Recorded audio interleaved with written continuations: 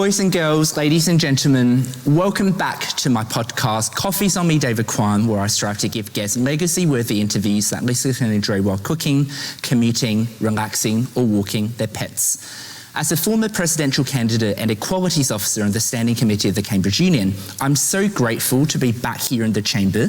Recording here today feels profoundly meaningful as we witness history in the making. Cambridge's first online Chancellor election in 800 years, a democratisation of one of academia's most prestigious appointments that will shape the next decade of this great university and influence higher education globally.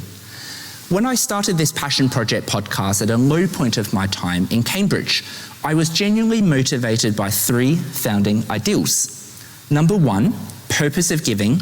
Number two, learning from others. And number three, sharing of stories, which are still aspirations that make up every single episode. Today represents perhaps the most significant conversation in this podcast journey.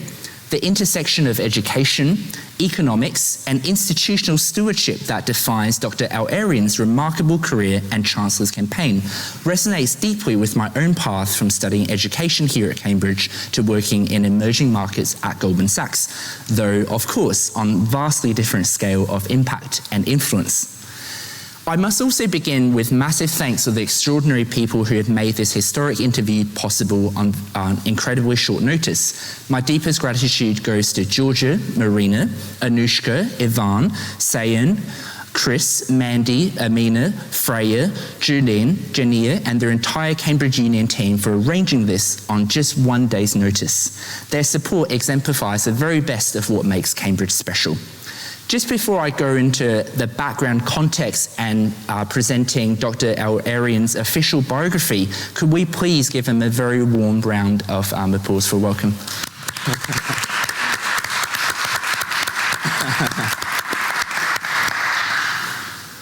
So just before the official biography, I'd also like to invite our listeners to join the community of 20,000 plus at coffeesonmedavidquan.com, where we kindly share legacy-worthy life study career interviews, systems, and resources flourishing our hero's journey. You can receive my gifts repository and newsletter now, 100% free, all to pay forward my blessings. With over 100 legacy-worthy interviews and 100,000 plus downloads, this community is about giving, learning, and sharing together. Admittedly, because of how much we grow each day, often evolving, if not completely changing our views with further life experiences, I often listen back to these long-form, unstructured conversations to laugh at just how naive I was and am. But what gives me the enthusiasm to host and share is a hopeful aspiration that this passion project, if wholly true to those founding motivations about giving, learning, and sharing, can be a worthwhile pursuit. Within our increasingly complex and polarized world, I genuinely believe that these rare, open, nuanced dialogues can contribute towards the service-oriented ideals of developing empathy, forging relationships, and building community. Without further ado, Dr. Mohamed El-Erian is President of Queen's College, University of Cambridge. He serves as part-time Chief Economic Advisor at Allianz and Chair of Gramercy Fund Management. The Rene Kern Practice Professor at the Wharton School and Lauder Senior Global Fellow at University of Pennsylvania. He is a Financial Times contributing editor and the author of 2 New York Times bestsellers. He serves on several nonprofit boards, including the MBER and those of Barclays and Under Armour. Dr. El-Erian formerly served as CEO, co-CIO of PIMCO between 2007 to 2014, where he worked for 14 years, and as chair of President Obama's Global Development Council between 2012 and 2017. He first joined PIMCO in 1999 as head of emerging markets portfolio management. He rejoined the firm at the end of 2007, having served 2 years as president and CEO of Harvard Management Company, the entity that manages Harvard's endowment. Before coming to PIMCO, Dr. El-Erian was a managing director of Solomon Smith Barney Citigroup, having spent 15 years at the International Monetary Fund in Washington, D.C., where he rose to deputy director. Dr. El-Erian has published widely on international economics and finance topics. His book, When Markets Collide, won the Financial Times Goldman Sachs 2008 Business Book of the Year and was named a Book of the Year by The Economist and one of the best business books of all time by The Independent UK. His second book, The Only Game in Town, was also a bestseller. He was named to Foreign Policy's list of top 100 global thinkers 4 years in a row. He's also been recognised for his philanthropy. Dr. El-Erian has served on several boards and committees, including the US Treasury Borrowing Advisory Committee, International Centre for Research on Women, Peterson Institute for International Economics, Carnegie Endowment, and the IMF Committee of Eminent Persons. He's currently a board member of the MBER, Barclays and Under Armour, and co-chairs the Capital Campaign for Cambridge. He has been chair of the Microsoft Investment Advisory Board since 2017. He also holds a master's degree and doctorates in economics from Oxford and receives a bachelor and master's degree from the University of Cambridge. Dr. El-Erian, welcome to my podcast, Coffees on Me, David Quan. Thank you, and thank you for doing it, and thank you everybody for being here. How are you feeling today? Happy Father's Day. Thank you. I feel very lucky to have two amazing girls, and I feel a bit nervous sitting here, to tell you the truth. That's great. So I was looking at your LinkedIn post on Father's Day. 3 weeks ago, your daughter graduated from the University of Pennsylvania. Last year, you made a very touching post about saying that they are the best daughters a dad could ever wish for. Could you maybe share more about the influence of your daughters to start off? So let me summarize the influence of my daughters by a simple phrase. They are very strong women who have no hesitation to put me right. And the sort of most marking event in my life was when my youngest was 10 years old. And I asked her to go brush her teeth, and she didn't. And I said, come on, please go brush your teeth. She didn't. And I said, what's going on? She went to her room, and she brought a folder. And she opened it up, it was May, and she opened it up and said, Dad, in this school year, you've missed 22 of my events. And I said, no way. So she said, on September so-and-so, you missed my first day of school. On September so-and-so, you missed my first sports match. And she kept on going. And I started making excuses. Oh yes, I remember I had to go to Japan. Oh yes, I remember I had to do that. And then she went to her room and brought what American students value the most, which is their yearbook. She opened on the page of her class, and there I was sitting in the background. I thought, this is great. Here's evidence that I actually turned up to something. And said, Dad, look what you're doing. And of course, I was looking at my phone. And she said, even when you're here, you're not here. And that was a really important moment, and one that I'm really thankful for. The next day I went to see the founder of PIMCO and said, in the next year, I'm going to step down. It's up to you when it is that I'm going to step down. And that was transformational for me. So I am very proud to have daughters who are strong character and wise and share that wisdom with me. Thank you very much for sharing, and it's indeed very impressive for them to note this down. And I've actually got in front of my screen the exact photo that Dr. That's a very painful photo that I'm looking at. But I was reading about this pivotal life decision, the turning point, and you admitted that when she first showed you the list of 22 things, you actually felt very defensive. And would you mind elaborating a bit more on what stood out about the 22 things? Were there particular events or particular things that were listed on that really resonated with you, or was it just the act of her showing this to you? So initially, like you said, I felt very defensive. I looked to explain why I wasn't there, And then the list kept on going. And I realized there was something much deeper here. And I had lost sight of the work-life balance. I want to stress this story is one also of privilege. Right? I recognize that I was able to step down, and a lot of people are not able to step down. So the reaction I got was quite interesting. The story came out by mistake in an interview, When people ask me, why did you step down? You were CEO, you were co-chief investment officer of the biggest bond fund, why step down? And I explained that story, and I got quite an interesting reaction. Lots of dads said, I would love to do this, but either I can't financially, or I'm afraid of the reaction I'm going to get from society. I felt very privileged, and I still feel very privileged that I had these very special years with my daughter, and we were drifting apart simply because of not enough time together, and she put me right. That's wonderful. I would love to go more into your family priorities a bit later on. So for context, to prepare for this interview, I went through Dr. El-Erian's public posts as much as possible via LinkedIn and also online articles, and prepared an interview guide and then chronologically coded it into certain topics. So I thought we'll start with Father's Day, then we'll transition into childhood and family foundations and education and his years at Cambridge, that intellectual awakening and self-discovery. Then we'll move on to earlier career at the IMF, PIMCO years on the Wall Street, and then the turning point that we just talked about, the public intellectual phase, leadership, full circle back to Cambridge, your global perspective, personal habits, passions and well-being, and finally leading up to the Chancellor's campaign. So sticking on the theme of Father's Day then, you've had a truly international childhood, born in New York to Egyptian parents, schooling in Cairo, Paris, England. What was it like growing up in so many cultures, and what influence did your parents have on you? So first, let me thank you for obviously researching me so comprehensively, and also let me thank you for my bio in the beginning.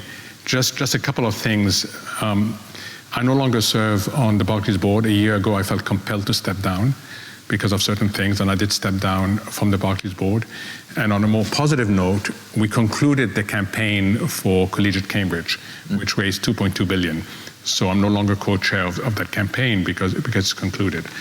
I had a childhood that moved me a lot. My father was a law professor, and then he got drafted into the Egyptian Foreign Service. And he got posted in different parts of the world, and we followed. So I changed friends, I changed languages, I changed education system on a regular basis. It was an incredibly enriching experience, but it got harder as I was growing older.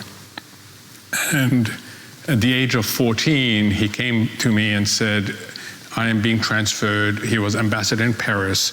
I'm being transferred to Switzerland. And I said, Dad, I can't do this anymore. I can't change friends, languages. He said, what do you want to do?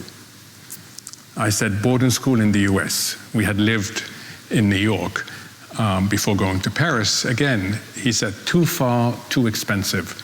What is your second choice? And without knowing what I was saying, I said, boarding school in England. And then he said, are you sure that's what you want to do? I said, yes. He said, this is your choice. I said, yes. He said, no complaining. I should have realized that he was encouraging me to do some due diligence before doing that. So I went to boarding school in England, and it was one of the most, I think the polite word is character building experience, because in the 1970s, boarding schools in England weren't very welcoming to foreigners. But it was an incredibly character building experience where I ended up making really, really good friends.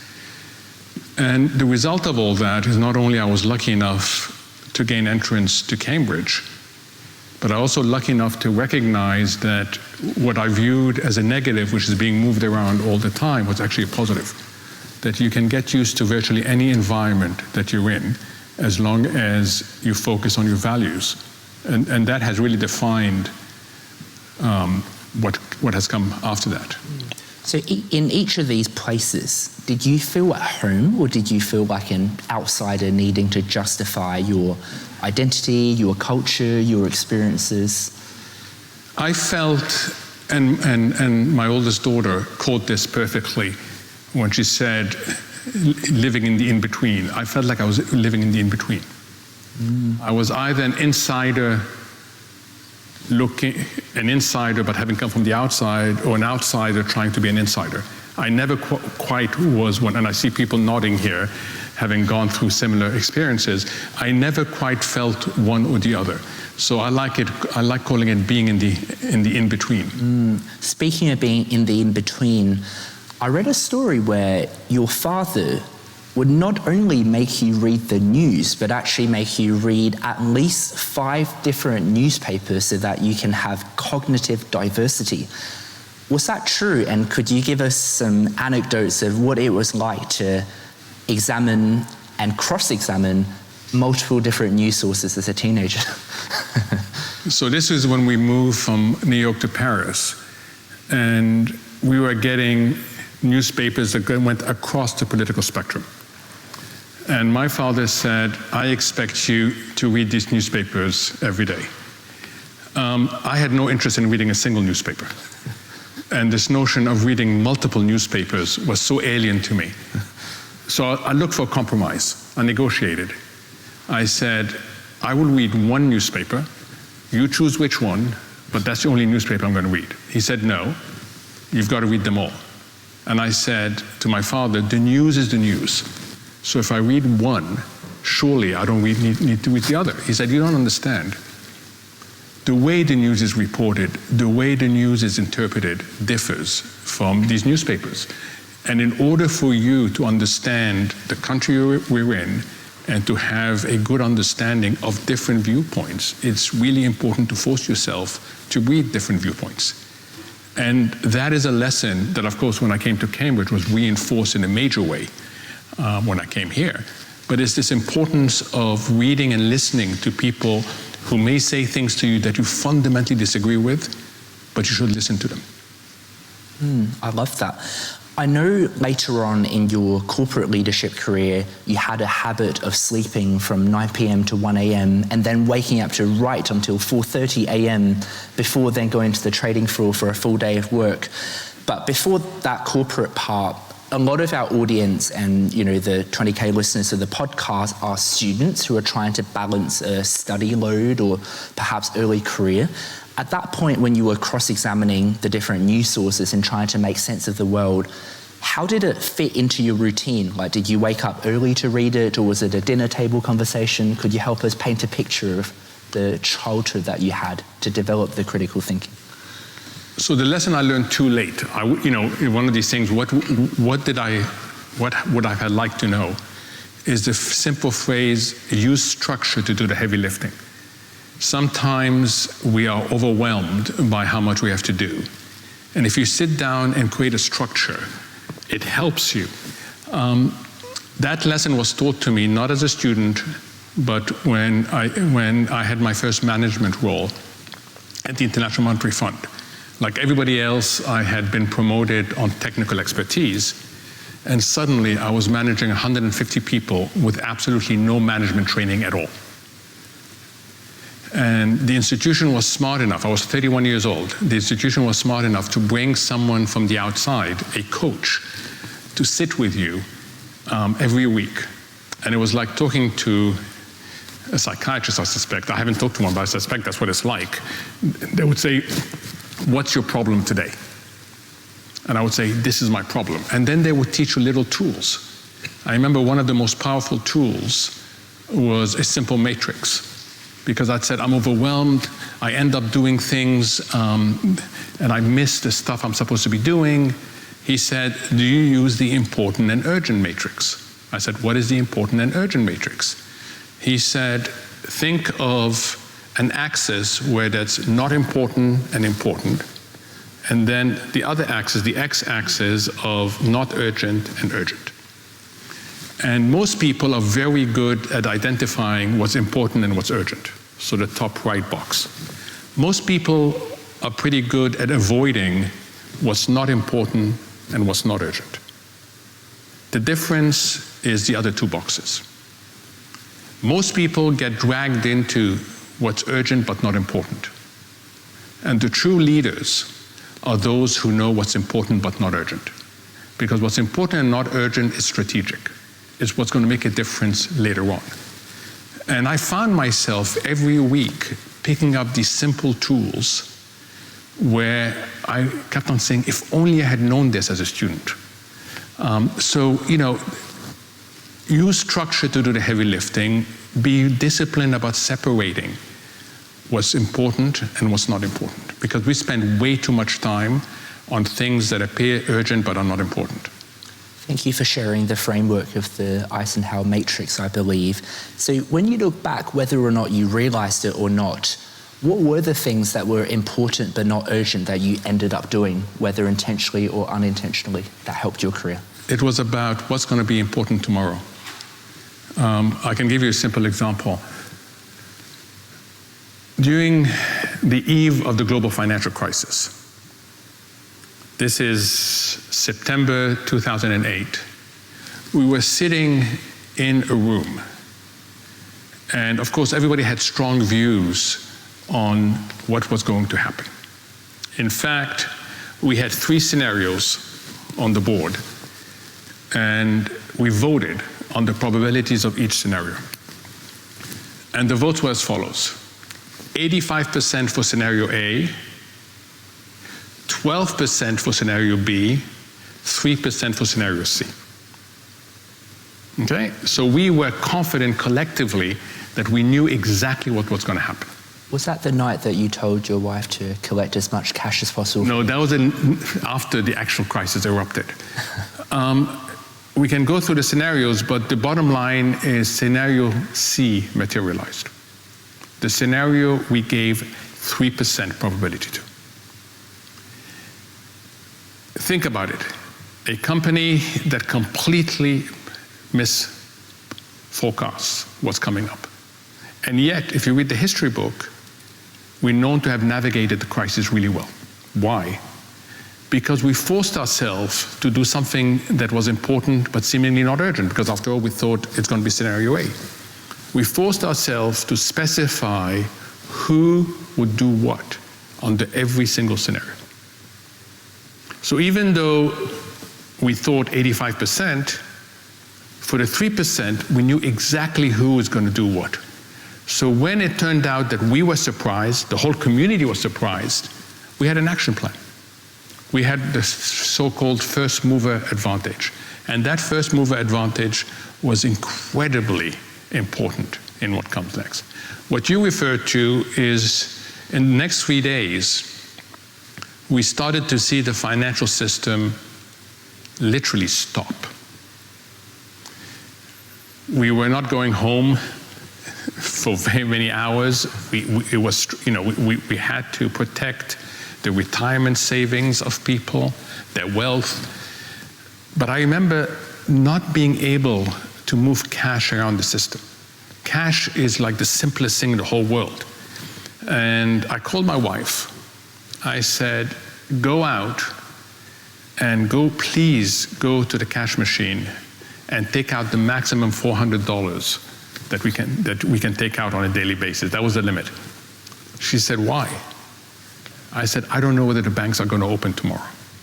That was the Wednesday of the crisis. The banks did open the next day. My wife had confirmation that I was totally crazy, that I'm a worrier. And then the memoirs started coming out a few years later. And if you read the memoir of the head of the Treasury at the time and the memoir of the head of the central bank, we came this close to shutting down the whole banking system because it wasn't functioning. It was, what people call a bank holiday, where you impose a holiday on the banks to allow the system to reset. So I wasn't totally crazy because, we were feeling a complete malfunction of the markets at the time. So much of your leadership through your career in public and private institutions seems to be your ability to manage high-stake, multi-stakeholder institutions and to navigate uncertainty. But just before we go on, I think one of the most difficult jobs for me as an interviewer is to, on the one hand, facilitate the sharing of your stories in a genuine, hopefully legacy-worthy way, but on the other hand, also navigating boundaries. So I'm going to be bold and ask this question in the context of Father's Day and knowing how much you care about family, but I'm happy to also move on if you don't want to answer it. But your family's values and experiences have clearly left a mark on you, where your father was a scholar diplomat. When he unexpectedly passed away, it seemed like that you felt a sense of duty or purpose to care for your mother, your younger sister.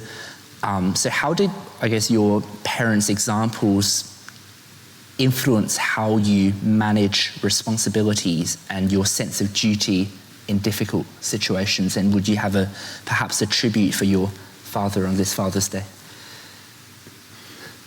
So I've never talked publicly about this. I was a student. I got a phone call from my mom. We weren't very good about talking about health issues. And my mom said, I just want you to know your dad isn't feeling well. I said, should I come home? At the time, my father was a judge at the International Court of Justice in Holland, in The Hague. And I was at the other place doing my doctorate degree. I said, should I come home? She said, it's up to you. And I thought about it, and I thought, I'm coming home. So I called, I said, I'm coming home, and it was a Wednesday. And I arrived expecting that I was gonna go home, and I found that the International Court had sent a car, and the car took me to the intensive care unit of a hospital. And this came as a shock because I had no idea my father had been in hospital, let alone in intensive care. And I met my mother there, and the doctor came and he said, if you don't mind, I don't want him to see you because I don't want him to think that this is really, really serious.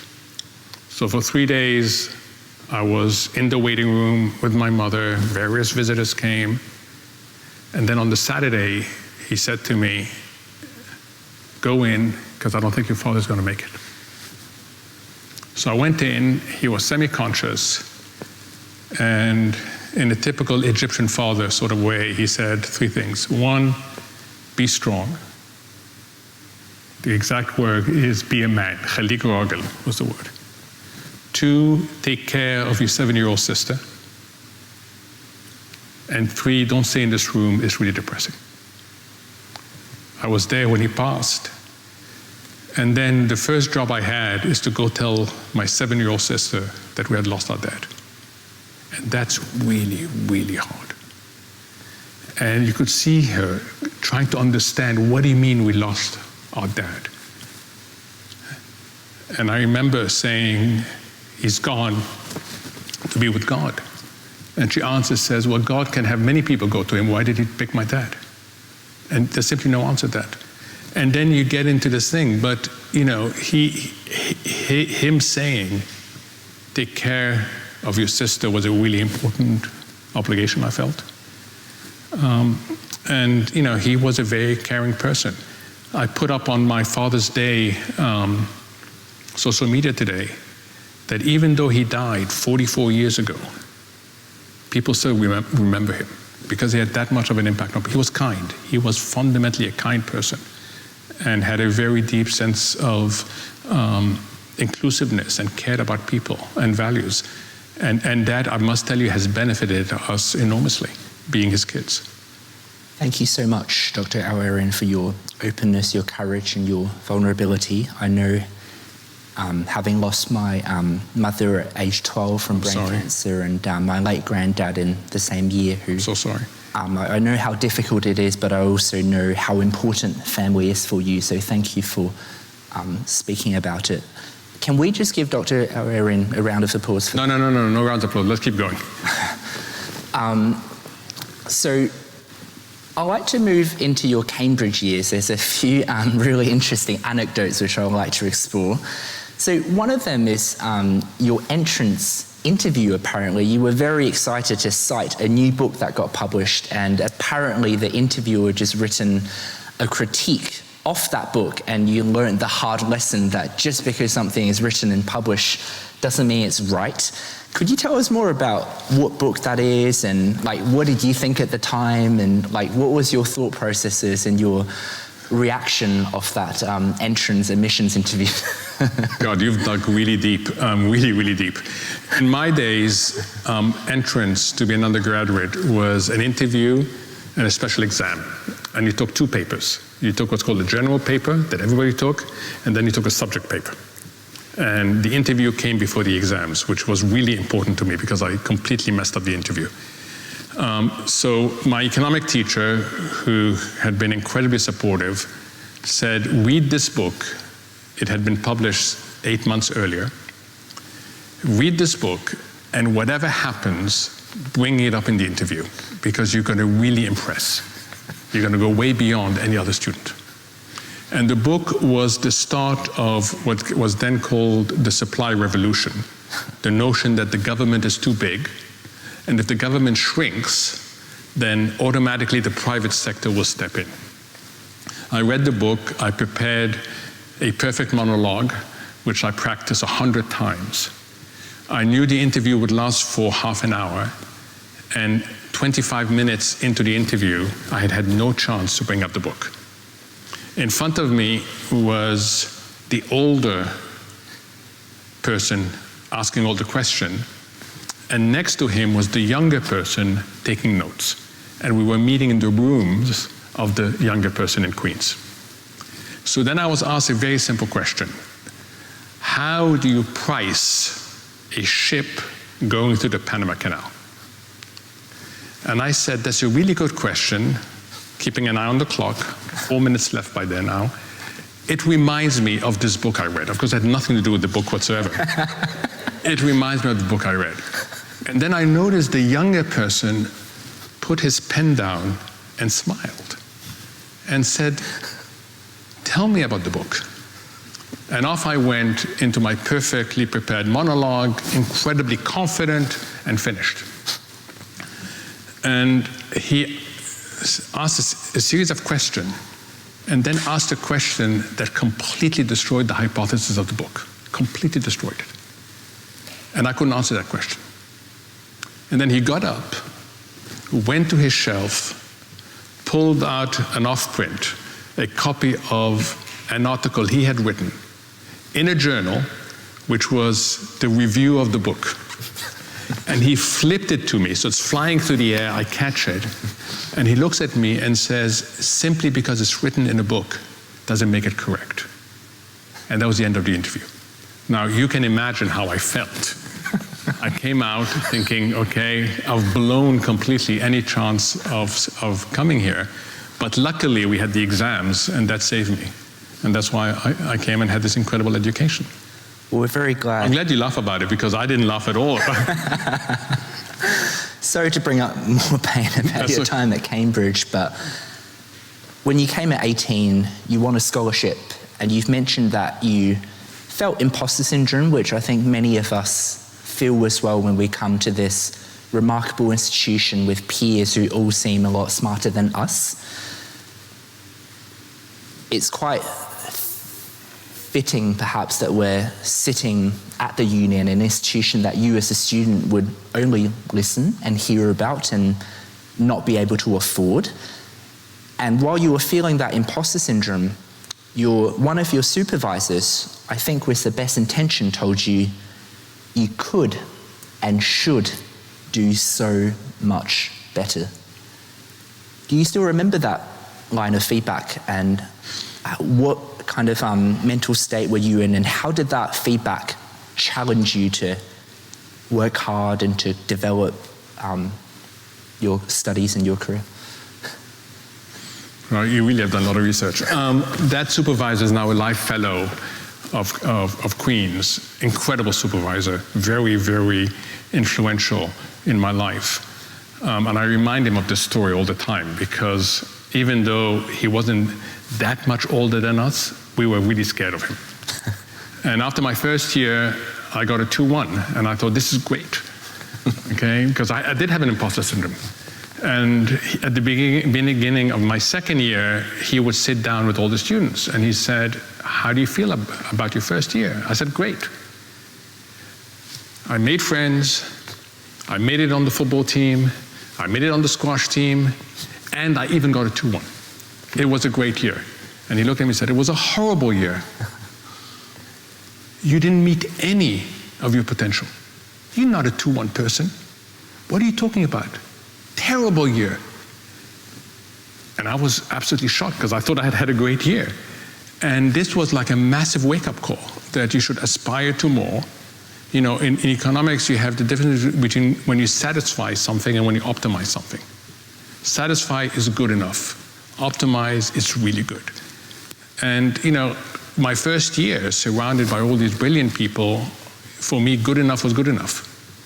And then he sort of woke me up and said, absolutely not. Now, I know you got a double first, so you didn't have the experience I had, but it worked. It really did work. But in my days, the way you learned about your degree is you would go to the Senate House, and there were different bulletins. There was one for fails, one for thirds, one for 2-2, one for 2-1s, and for first. And you're there with lots of people, so you're pushing yourself, trying to find. And I went after my final exams. I didn't look at the fail, because I knew I hadn't failed. I looked at the third, relieved that my name wasn't there. Looked at the 2-2s, my name wasn't there. Looked at the 2-1s, my name wasn't there. At that point, instead of going to the first, I went back to the 2-2s, thinking I must have missed my name somewhere. Lucky enough for me, the name was on the first. But you got a double first. How does that feel?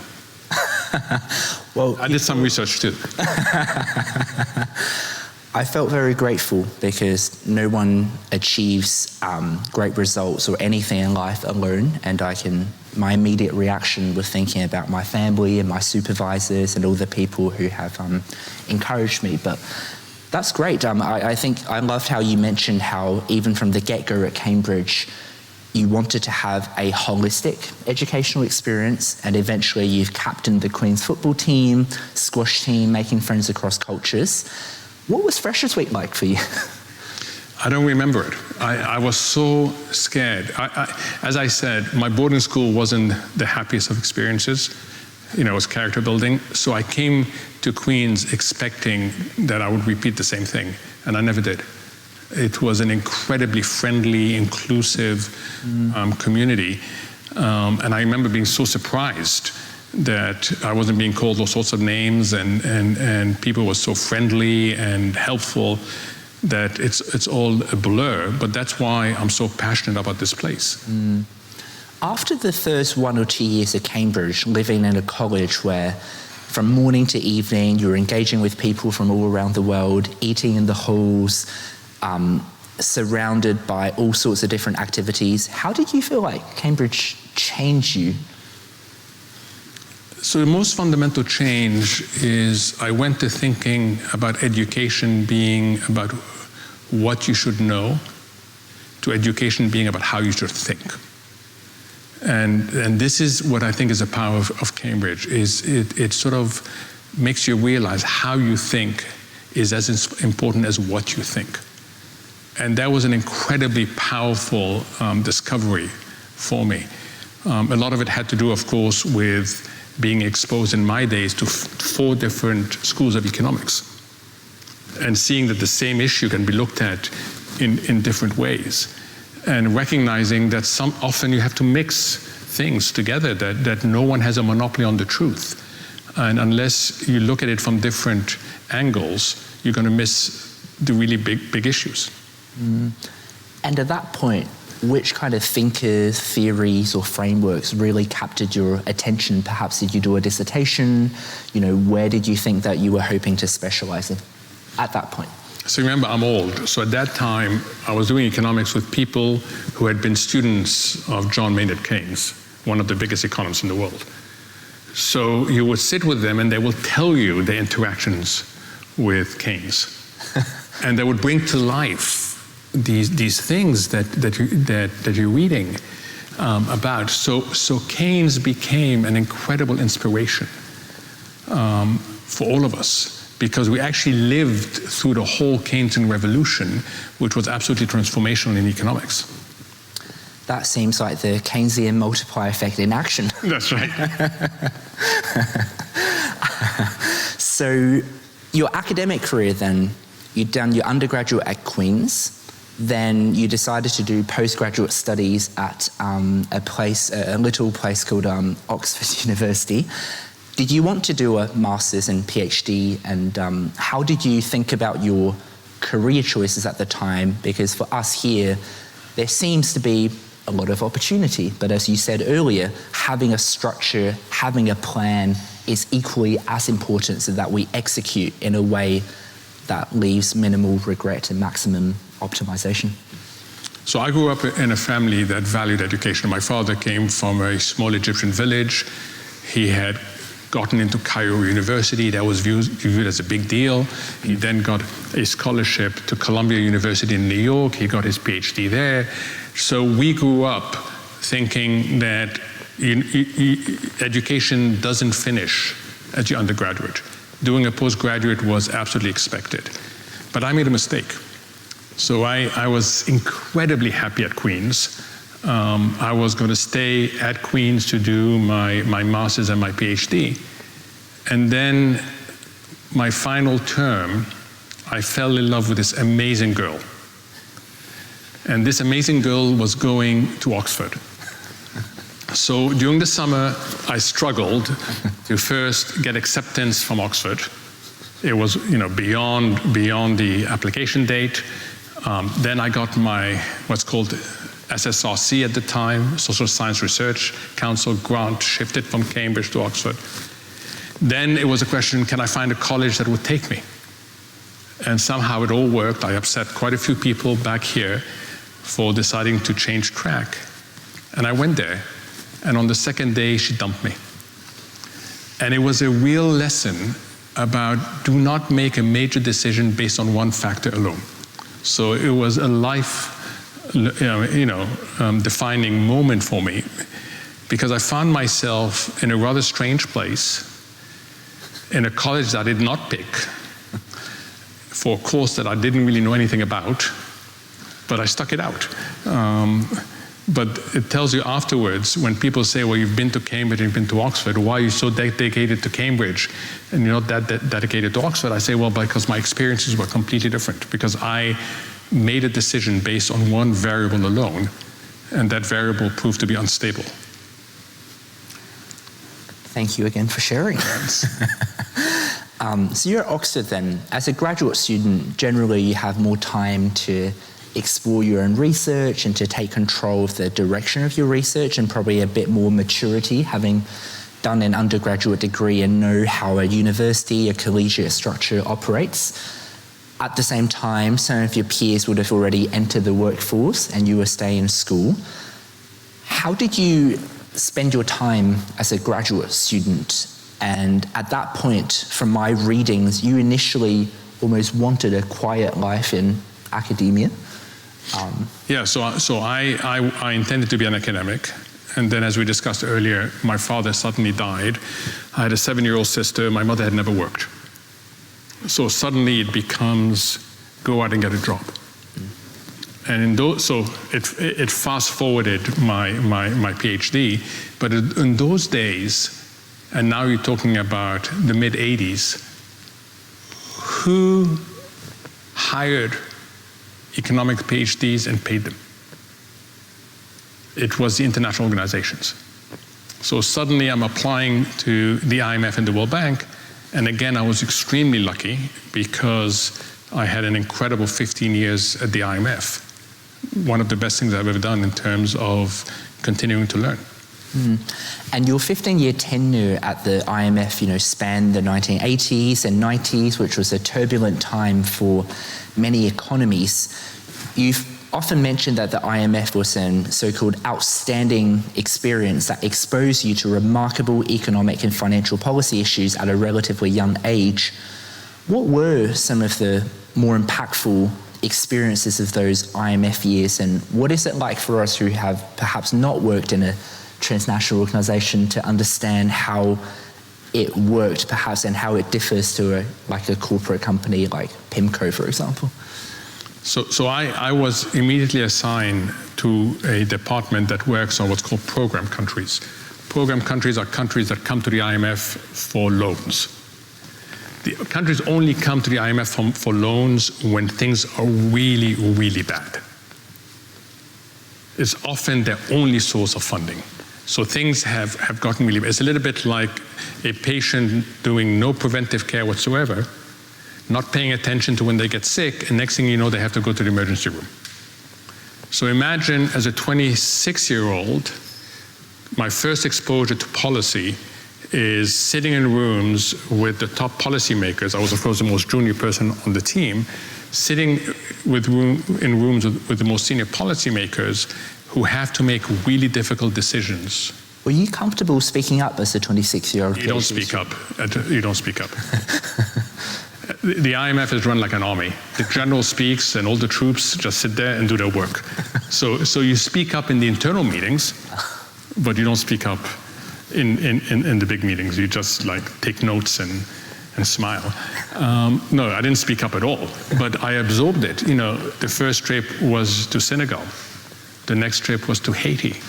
The third trip was to Sudan. Those were all countries facing really difficult issues. Then there was Mexico.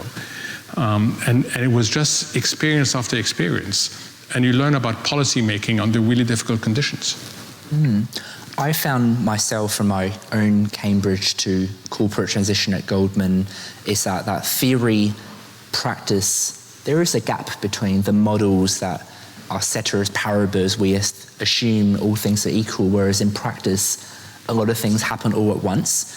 Did you feel like your first few years at IMF made you critically reflect upon what you had previously believed through your academic studies? Like, how did that theory-practice gap manifest for you on an intellectual level?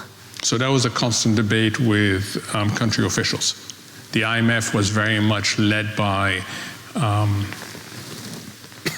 economic logic, models, simulations, and the country official would say, that's not how it works. And there would be continuous back and forth between what theory told you and what the practitioners told you. And you somehow get to a compromise between the two. But that was a constant theme in the negotiations. And you've been, had a remarkable career in that you've been operator, you've been intellectual, you have 2 books that are bestsellers, so you're clearly in that public intellectual space as well. Do you still feel like there is a tension, even in terms of your own thinking and impact on how to bridge that and how to find that compromise that you were talking about? You know, the world has changed so much because of social media. I think now the tension is between noise and signal. It's very different from before. Okay, because now that we've had this incredible process where anybody can comment on anything at all, there is so much noise in the system that actually getting a signal out becomes really, really, really hard. And part of why sort of I disciplined myself to try and share with people on social media interpretation of what has happened is to try to sort of improve. You know, when I left PIMCO, I left a place that I was surrounded by really smart people. And suddenly I'm writing a book with no one around me. And it's a very, very strange transition. And then someone told me, what about Twitter? I said, what is Twitter? And they said, this is a social media thing, and there's LinkedIn as well, and you can establish your own community. And I said, how does that work? And he said, you pick the people that you want to follow. People will pick you. And like any community, there's good and there's bad. So if you join, you have to be able to withstand people that are not very nice to you, but that's worth the people that are really, will stimulate you, will show you things. And today, when people ask me, where do you get your information from? Of course, I go through all the major newspapers, but I also get guided by people on social media. I get told, you should read this. Or what about this? This says something different. Why is that different from what you're saying? And so there is a lot of good interaction and there's a lot of bad interaction. And one of the challenges we all face is distinguishing between noise and signals.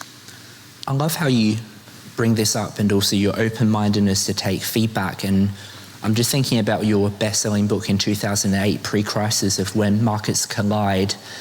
Your timely book warned about the seismic changes that were underway in the global economy, and I think you argued that many investors were misreading market noise, such as asset mispricings or anomalies, when in fact they were signals of deeper shifts in upcoming risks.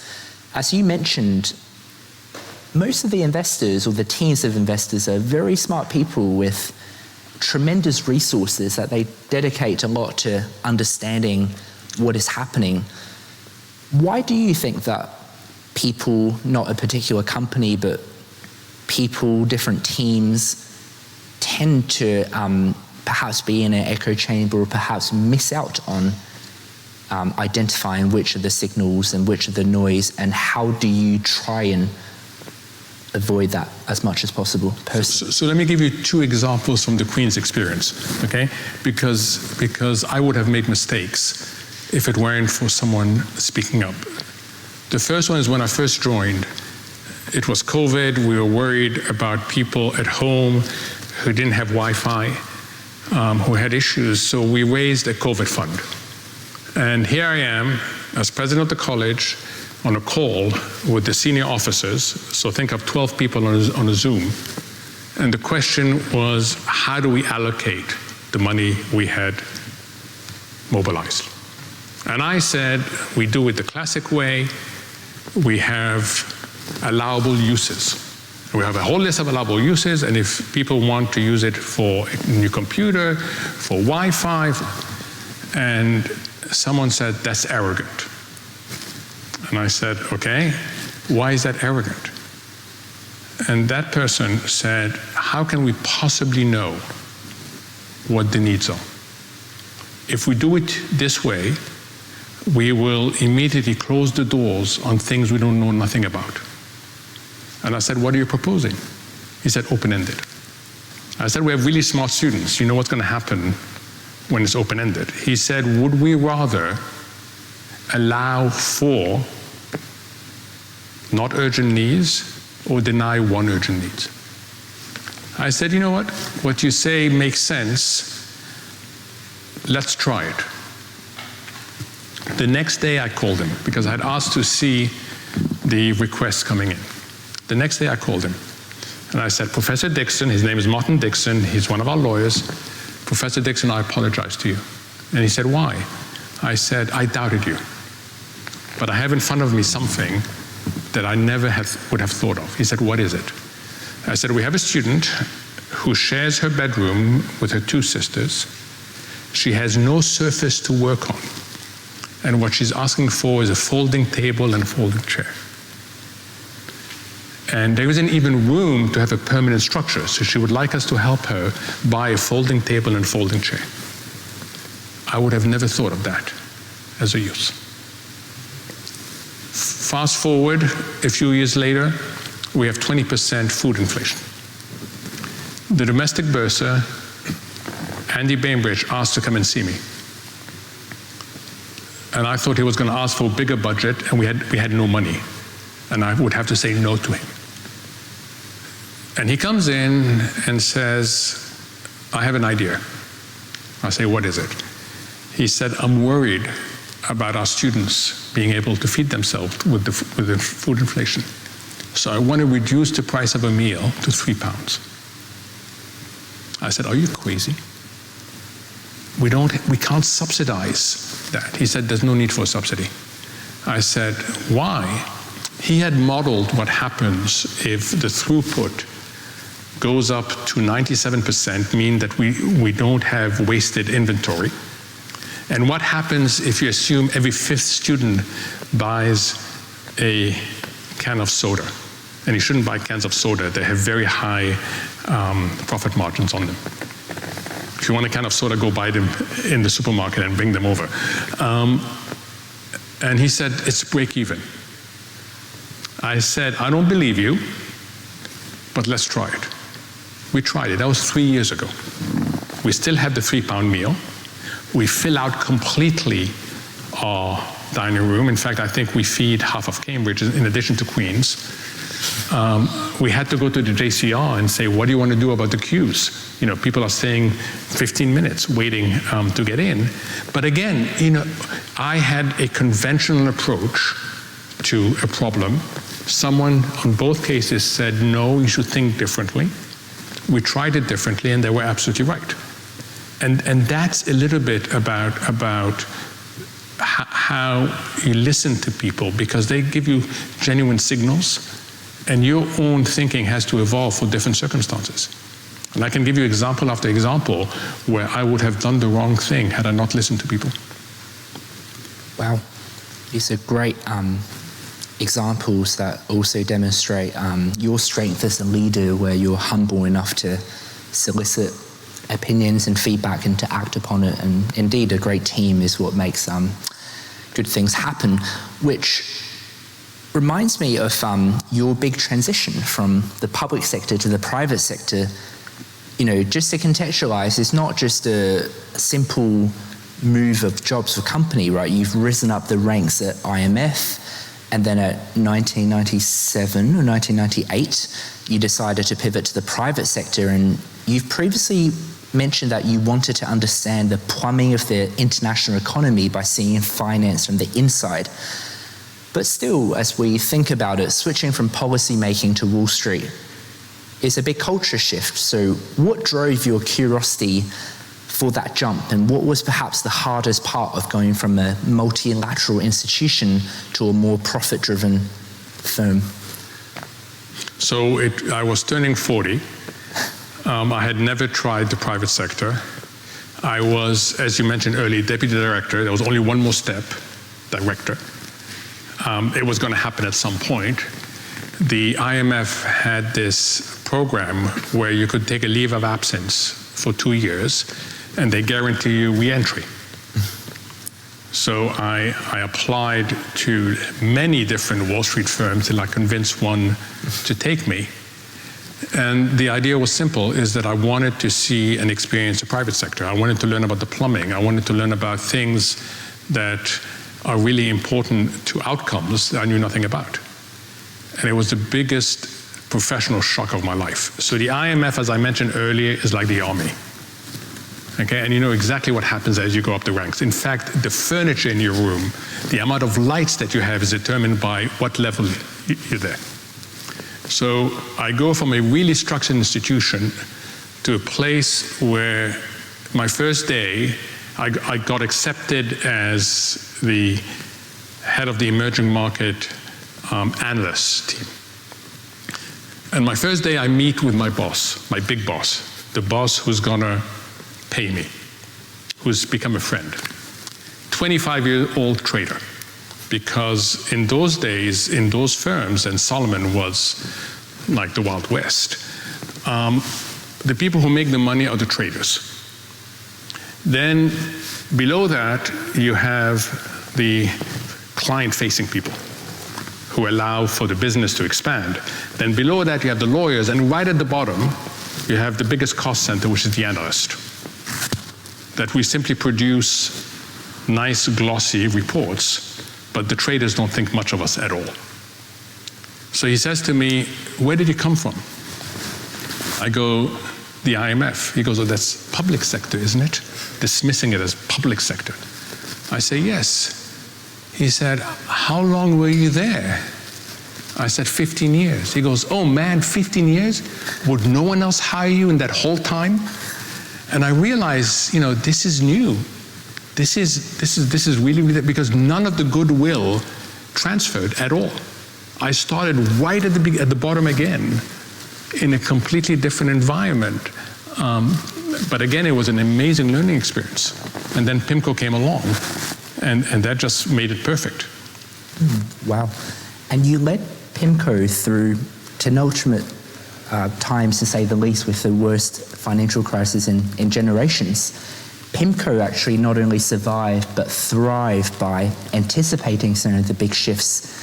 What was it like to steer a $2 trillion ship through those storms, and how did you and your team navigate the uncertainties of 2008 behind the scenes? So it goes back to the simple phrase, let's structure to the heavy lifting. The founder of PIMCO, Bill Gross, who's absolutely brilliant, learned very early on that when you are in the financial markets, your attention span will be on what's happening immediately, and you'll lose sight of the big issues. So he hardwired 3 different tools to make sure we ask the longer term questions. And understand, longer term in financial markets means a month, 6 months, maybe a year, okay? He went 3 years. So we would have a daily investment committee where you bring out different people so you get different viewpoints. Every 3 months you would have what's called a cyclical forum that looks forward for a year. And then every year you have what's called the secular forum that looks out for the next 3 years. And that provides you anchors. So as the pendulum swings, and as you know, the pendulum swings from exuberance to fear to exuberance. I mean, because you're dealing with human people, you're dealing with herd behavior, you're anchored by a few things you believe in. And that was absolutely critical to navigate the crises, because the crises are overshoots. It's when the market overshoots, and then the fear gets to be so bad that it starts paralyzing and creating all sorts of contagion in the system. By about 2015, the new normal paradigm had almost become conventional wisdom. However, when you first proposed it and pushed it along in 2008, it was actually seen as contrarian because people dismissed it as being perhaps pessimistic, if not even exotic. What gave you, I guess, the insight, the conviction, the courage to not only coin the term, but to advocate it and to face the pushbacks? So as we discussed, we were lucky enough to have managed the crisis well. So when people were still in crisis management mode, when they were trying to calm the employees, are you going to lose your job, etc., we were not there at all. We were in a situation where we could look forward. And the conventional wisdom was that the advanced countries, because the crisis originated in the advanced countries, including in the US, live in cyclical space. So it's like an elastic band. There's always mean reversion. But the more we analyzed it, the more we realized this wasn't a cyclical moment. This was a structural moment. The structure had broken down. And if that's a structural moment, it means you're not going to reset. And I remember in 2009, when we were talking, is it an unstable disequilibrium? Is it, we tried to find very interesting phrases. And I came up with the phrase, it's a new normal. We're going to set to something new. The normal is going to be different. And it did that. And then I remember that summer going to Washington to talk to the policymakers. The policy-making community was completely focused on what's called the 3 T's. Your response needs to be targeted. Everybody agrees with that. Needs to be timely. Everybody agrees with that. And then the 3rd T, it needs to be temporary, because this is a cyclical shock. And here we were with the notion that it's not a cyclical shock. You have to ask the question, why is it that we fell in love with finance, that we forgot about what drives inclusive growth, and why is it that we haven't invested in people, in infrastructure? The response I got back is, that's idiotic. Idiotic was the word that was used. We are advanced economies. We live in cyclical space. This is a cyclical shock. It's a V. It's going to come back. Then a year later, we got the call when people started realizing this was not going to be a V, that there were real structural issues that had been exposed by the crisis. And by 2014, it became complete conventional wisdom. Christine Lagarde, who's now the president of the ECB, came out with the phrase, the new mediocre, rather than the new normal.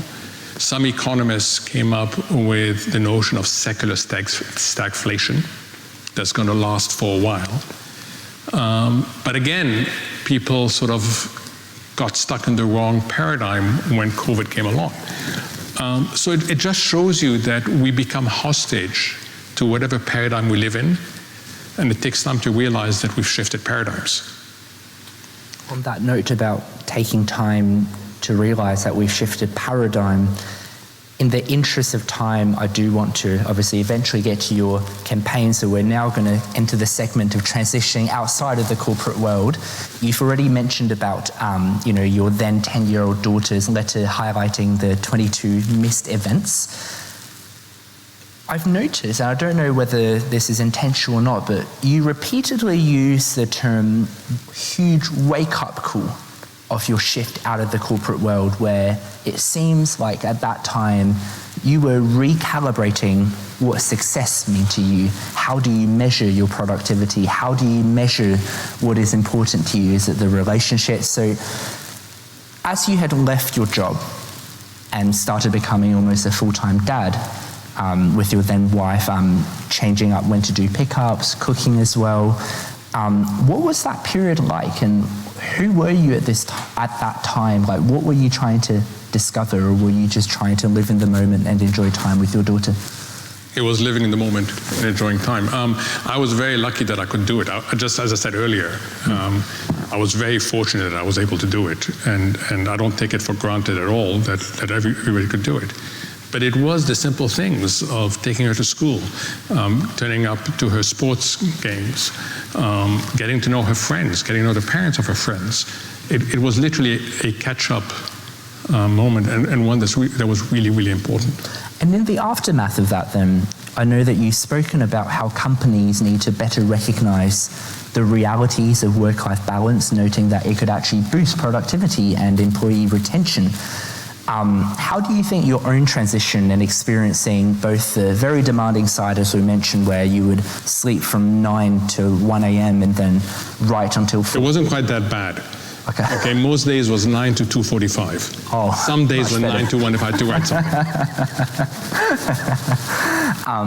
But I guess having experienced almost two extremes, right, where you were very hardworking, to say the least, to very focused on family, how do you think that shapes your leadership, like now even as you manage an institution with employees who also have their own very complex lives?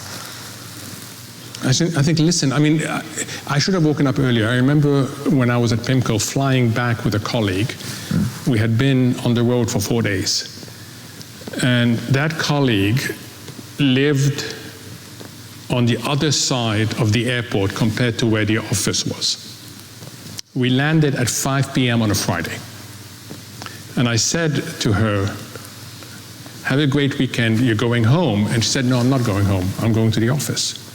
I said, it's going to take you an hour to get to the office, and then almost an hour and 40 minutes to get home. Why are you going to the office? And she said, because I feel I need to be seen. And I realized that there are cultures in which we take it too far. Okay, she was only going to the office to be seen, even though the cost of doing so was almost 2 hours of her time, when she could be working at home, she could be with family at home. And sometimes we get totally carried away on this.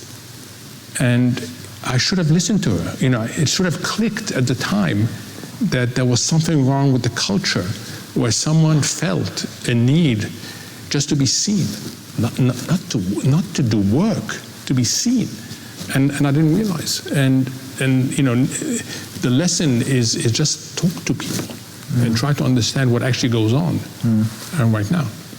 I absolutely agree that the culture drives a lot of our behaviors. But we should be asking you. You're at Goldman, so we should be asking you what happens at Goldman.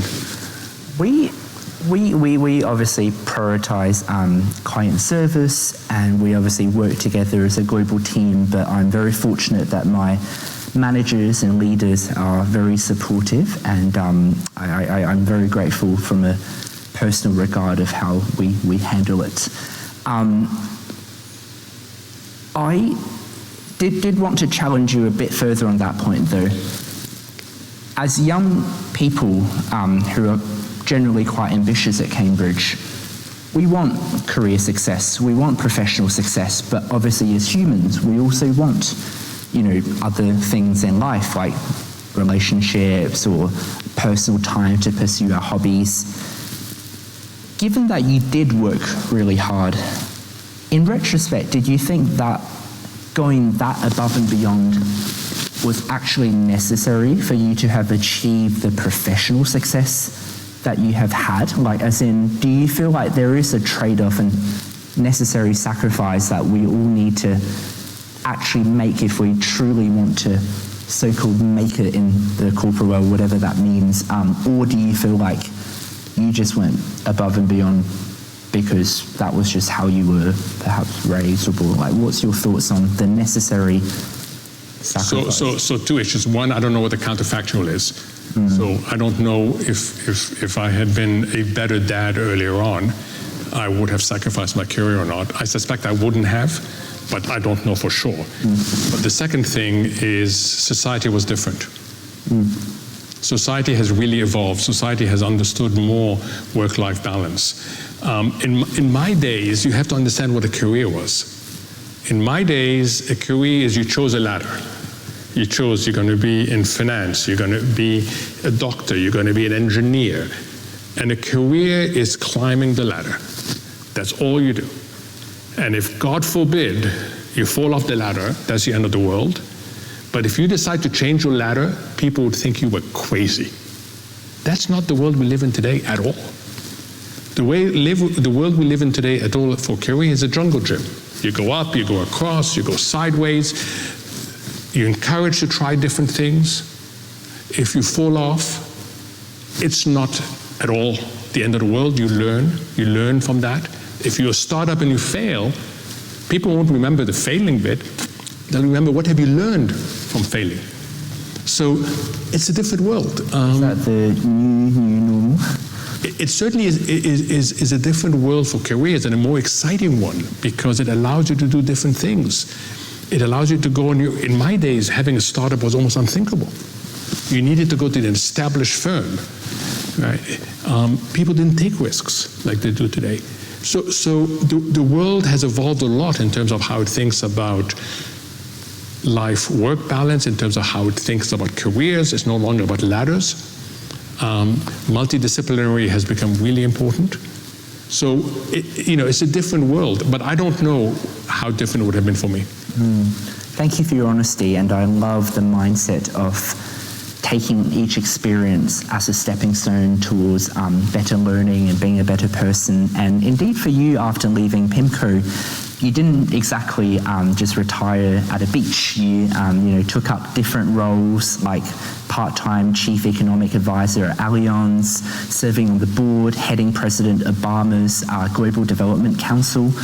What did you learn from those different roles? So the term for this is a portfolio approach. So instead of having one job, you have a portfolio of jobs. You want to know my two most painful lessons? Absolutely. First is scheduling is really hard. There's a reason why people get help on scheduling, because it's really hard. And two, I'm glad we're here. Yeah. And two, tech support is really hard. I used to turn up to the Microsoft store to have something solved. When you are in a company like at Goldman, you have a tech problem, you go get a cup of coffee, you come back, your tech problem is solved. When you're out on your own, and there wasn't you didn't call in a support line, there wasn't that notion. You would take your computer, you'd go to a store, you stand in line, you see somebody to fix it. So that's the bit I didn't like. The bit I liked is you see the world from many different angles, and that was really exciting. That literally you'd be doing something one day and you'd be doing something else completely the next day. You've written 2 major books and countless other very influential pieces throughout your career, and you've mentioned about how writing disciplines your thought process. What does that mean, and how can we engage in writing that truly disciplines our thought processes so that we can be better professionals and individuals? So I learned it here at Cambridge. We had to produce 3 essays a week. Oh, wow. We weren't allowed to look at textbooks. We had to go to libraries, go back to first principles, and write an essay that you would have to defend in front of your supervisor. And that was an incredible learning experience. Yeah, I'm able, I woke up on Friday to a phone call from the BBC, from Radio 4, saying, we'd like you to come on in 20 minutes to talk about the major development overnight. And I said, what is the major development overnight? Because I was been asleep. And of course, the major development overnight was that Israel had launched an unprecedented attack on Iran, and they wanted to know what the economic implications were. Then I got an email from the Financial Times saying, could you please write a column for us? So in typical Cambridge fashion, it was as if I had been given an essay. I had to quickly get whatever information I could, scramble. I did the interview, I continued researching, and then I wrote the first draft of the column and sent it in. My editor at the FT was shocked, said, I didn't expect you to do it in an hour and a half. And my response was, that's the Cambridge education. That's what we had to do. Okay, when you've left your essay too late and your supervision's coming up, and you better write that essay. So putting on that Cambridge economist hat back on again, we're now in 2015, or 2025, sorry, navigating a world. I'm glad you said 2025. I thought we were only on 2015. We're here all day. So we're navigating a world with pandemic aftershocks, inflation concerns still, technological disruptions like AI, shifting geopolitical tides. In your view, what are the key economic or financial challenges that global leaders and investors aren't fully prepared for? Like, in other words, if 2009 was a new normal, as you have termed, what might be the equivalent for 2025? So I've called it a new era. And I think of Cambridge. On the one hand, there's really exciting innovations in our future, in our immediate future, that change how we do things and open up an incredible amount of opportunities. Artificial intelligence, life sciences, robotics, green energy, down the road quantum. These are incredible. As an economist, I see them fundamentally changing the potential for productivity gain, for growth. And the speed that they're moving at is breathtaking. Think of AI. 2 years ago, when ChatGPT started to be known to us all, AI was about asking a question and getting an answer. That was artificial intelligence. A year ago, AI became, you give it a job and you get an answer. Of course, you don't give it a job to write an essay, but you can give it a different job. Plan my holiday in Greece. Okay? Today, those of you who use Gemini Advanced Research, who use the other ones, Perplexity, Copilot, ChatGPT 4.0, it is a companion, it's an intellectual companion. That is what has happened in just 2 years on AI. Green energy, robotics, life sciences, incredible changes in life sciences, thanks to a Cambridge person who got the Nobel Prize in Chemistry. I'm glad to say it was at Queen's. What you can do now with protein folding is completely different than what you could do a few years ago. So this is a really, really exciting time. These innovations, however, are 80% good, 20% bad. And we have to be able to manage the bad. And then there are the real challenges to our society. The challenges that come from the frustration of have not grown enough, and we have tremendous inequality. The geopolitical order is being challenged in a major way. I can go through all the host of challenges, and we have this incredible opportunity and challenge. I have this discussion with my daughters about once a month. First, I have to apologize for what our generation is leaving their generation and your generation with. We're leaving you with low growth, high inequality, a climate crisis, and geopolitical tensions. That's a horrible legacy. But we're also leaving, and high debt, I mean, I can go on, but I don't want to depress everybody. But we're also leaving you with tools that we could never imagine. And those tools can help you solve a lot of the issue. And I think, and I say this in Cambridge because at Cambridge we're at the forefront of these innovations, but we're also on the receiving end of a lot of the bad things that are happening in the world. And the challenge that we have here and the challenge that you all have is to be able to get that balance right. And it's not going to be easy.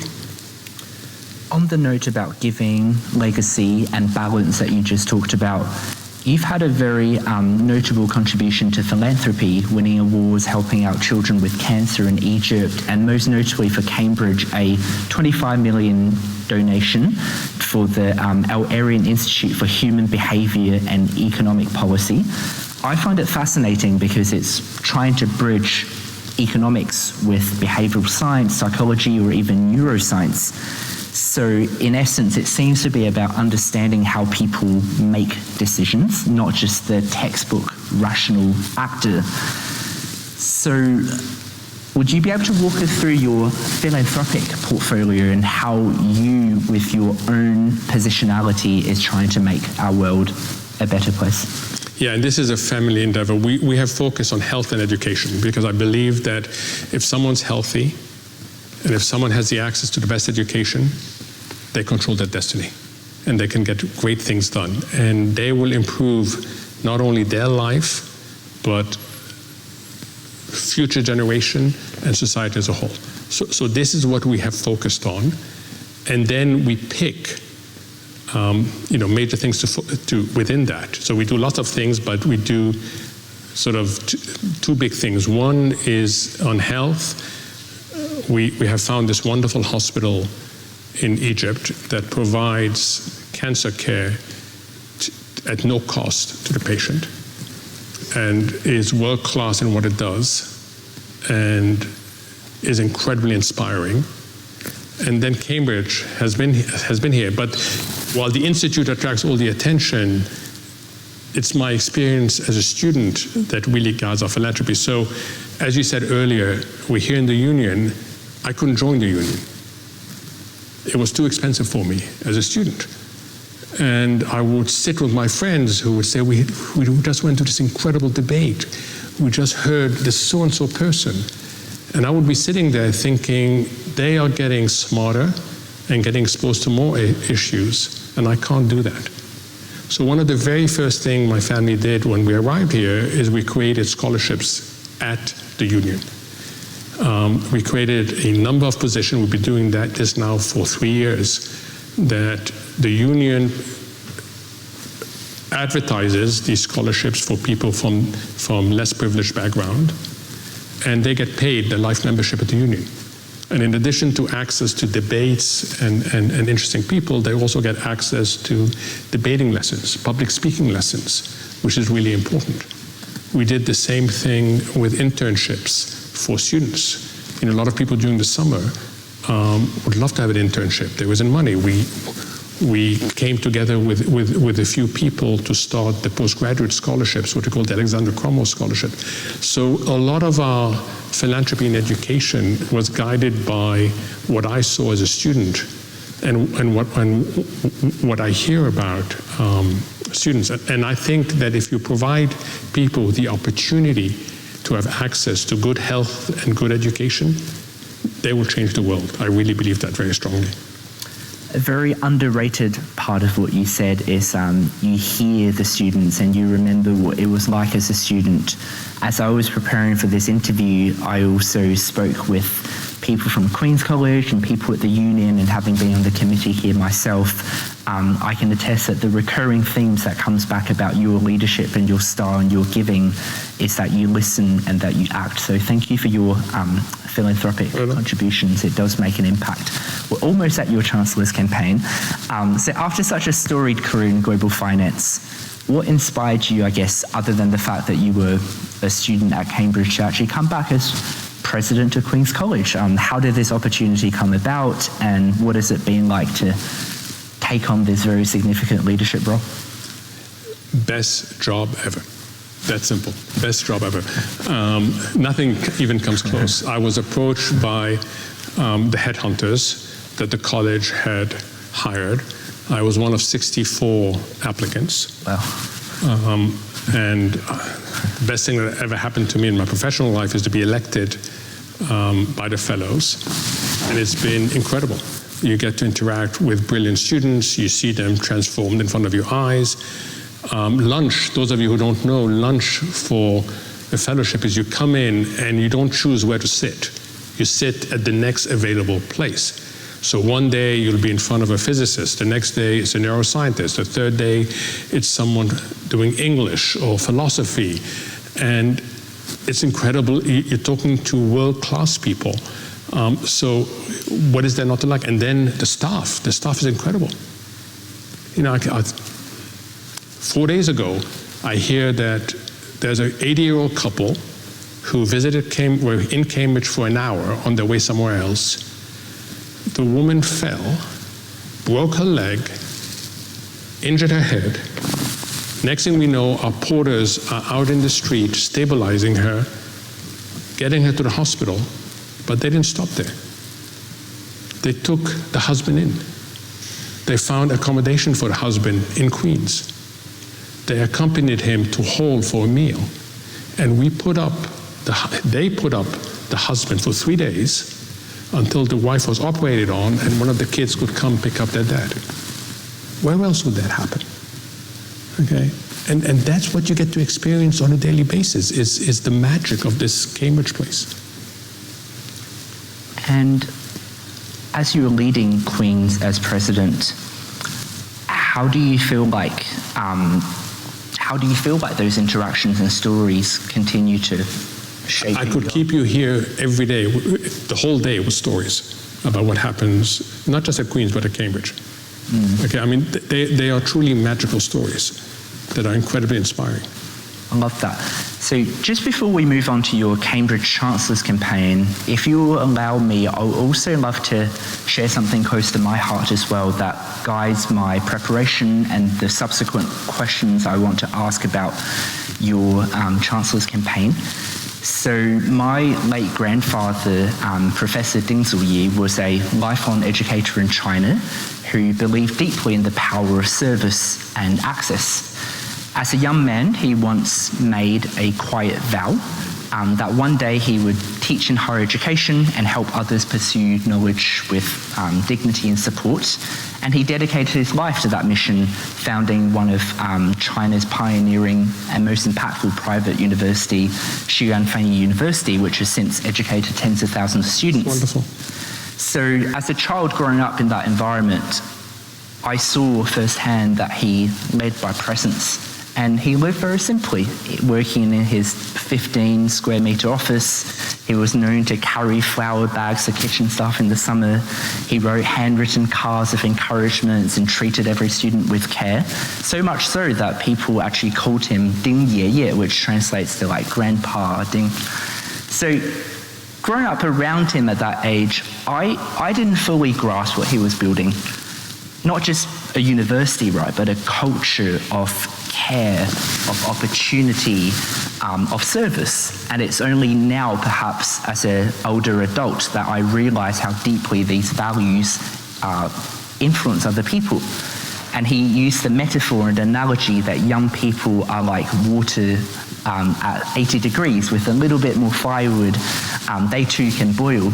And that belief, you know, that a little bit of support, like a scholarship, like you mentioned, like a £3 meal that you've mentioned, can truly unlock someone's potential, has stayed with me.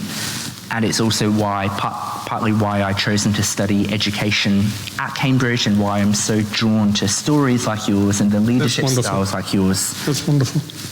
Because when I look at your journey, Dr. El-Erian, you know, from your father's example to your career, to your leadership at Queen's, to your Chancellor's candidacy, I seem to see that same quiet conviction that leadership means service and education is a force for inclusion, empowerment, and enduring legacy. So with that backdrop, I kindly ask you to share your interpretation of this Chancellor role. I will after we take a 5-minute break. Okay? So Dr. El-Erian, Given my upbringing and what I've shared about the leadership style of my late grandfather, I'm thinking about the context where many people view the chancellorship as largely ceremonial. But in your statement, you've made it clear that you intend to be an engaged, inclusive, and active chancellor. What does this role entail? What does it mean to you? Let me just say the story about your grandfather is wonderful and is incredibly inspiring. Thank you. So I first learned about this position in a meeting where all the heads of the colleges, 31 colleges, was meeting with the leadership of the university, and the leadership of the university announced that there will be an election for a new chancellor and announced the process for that. And the meeting ends, and I finish, and I come out, and I get approached by 7 different heads of other colleges saying, you should stand in this election. And I smiled, and I said, really? And they said, yes, you should. Then as the news spread, people from Queens approached me. And I decided to first figure out, what does a chancellor do? Because I had only come across our current chancellor, Lord Sainsbury, twice, at the honorary degrees ceremony and at the benefactors dinner. So I looked it up, and the requirement of the chancellor, the requirement are on ceremonial, a very small number of events. But I also know the leadership of this incredible university, and I know how stretched they are, and how they're simply unable to meet the demands of representation, of meeting with donors, of meeting with students. And the more I looked into it, the more I came up with this notion that if I run, and this is the tagline of the campaign, it's to be a chancellor for a new era. And that new era has 2 aspects. It has the world, how the world is changing, and we talked about that, but how I believe the role itself has to evolve. You know, if you're doing this role for ceremonial purposes, if you're doing it for prestige, good for you, but that's not what the university needs. What the university fundamentally needs is someone who's going to go out there and try to help on 3 things that are critical to research, to learning, to the impact of Cambridge. 1 is academic excellence, 2 is financial sustainability, and 3 is the protection of free speech and academic freedom. And all 3 today are under attack. And the reason why I feel so strongly about this is not for the prestige, it's not for a ceremonial, but to be able to help the leadership. What I found interesting is 10 people are standing for this. And if you look at the statements, we each had to prepare a statement. I think it was up to 500 words. They identify common issues, but we differ in 2 ways. 1 is I'm not making wild promises, okay, because the role of a chancellor is very well defined. They are not the CEO of this university. The vice chancellor is. The chancellor cannot impose anything on this university. The chancellor can and should advise, inform, and influence, but also respect the line that separates us from impose. And the second reason why I felt strong is because I've experienced a lot of these issues at a college level. So the notion of running was A, to evolve the role, which I think is really important, and secondly, to understand the challenges and the opportunities that face Cambridge today. So when we think about your vision of Cambridge for and in the world, then you've spoken about Cambridge as a global institution, one with responsibility not just for the students and scholars, but also society more broadly. Given the constraints of the Chancellor's role, how do you realistically think that you could help Cambridge deepen its global relevance and social impact if you were elected? Let me give you a current example. US universities are under significant pressure. Harvard today is under significant pressure. The ability of foreign students to attend Harvard is questionable now because of student visas, everything else. Cambridge has a golden opportunity. Has a golden opportunity to attract more brilliant students, has a golden opportunity to bring brilliant academics from Harvard who want a place for a few years to do their magic. So if we were an agile university today, we would be increasing our intake of brilliant students. We would be bringing in academics, brilliant academics from Harvard and elsewhere. But that requires accommodation. It requires money. It requires labs. It requires going to the government and explaining that we need more visas, more temporary visas for all this. Someone has got to help the Vice Chancellor make that case. It means more philanthropy, going out and convincing people. Where is the biggest source of philanthropy in the world? It's not the UK, it's the US. We're not well represented in the US in terms of philanthropy. People don't understand the magic that Cambridge creates. People are shocked to find out that Cambridge is the innovation center of the whole of Europe. No one knows this on that. So there's a great need for representation. There's a great need for trying to mobilize philanthropy. There's a great need for sitting down with governments to explain this incredible opportunity that the UK has. Other countries are moving. France is moving. Switzerland is moving. The UK is hardly moving.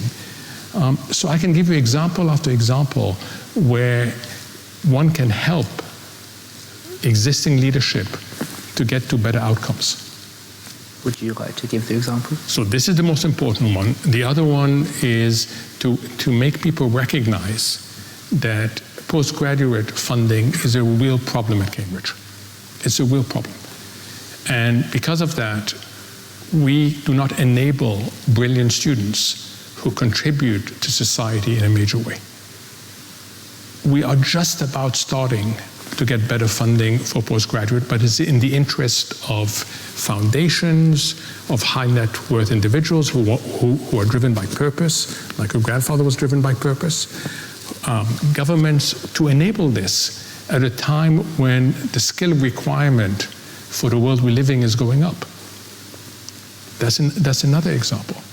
Then there's the example of going out and saying, I live this world, let me tell you what it's like. Let me tell you what gets in the way. The last thing you want is a student who makes it here and who has to worry about finances every single day. If they have to worry about their finances every single day, they will not be able to focus on the studies. And that is a great waste. So there's many, many examples where you need to make a stronger case to many different constituencies to enable this place that I truly believe produces magic to produce even more magic. I love your vision and all the issues that you've rightfully have addressed that affects a lot of people and the opportunity that Cambridge now has in this global environment. Could you please walk us through maybe the behind the scenes of how the campaign comes together? So you've got the website, you've got 250 public endorsements from very impressive and well-known individuals. You've come up with your pledges of enhancing academic excellence, strengthen university finances, and support academic freedom. For students like us who are implicated by these leadership decisions yet don't get the behind-the-scenes look, could you help us demystify how a campaign like this actually comes about? Well, first of all, let me tell you, this is the first time I run a campaign, and I'm learning very quickly that I'm not running a professional campaign. I'm seeing at what some of my colleagues are doing that are also standing, and I realize that politicians have done this before, and I haven't. I was very lucky. 5 people came together to form what they call my kitchen cabinet.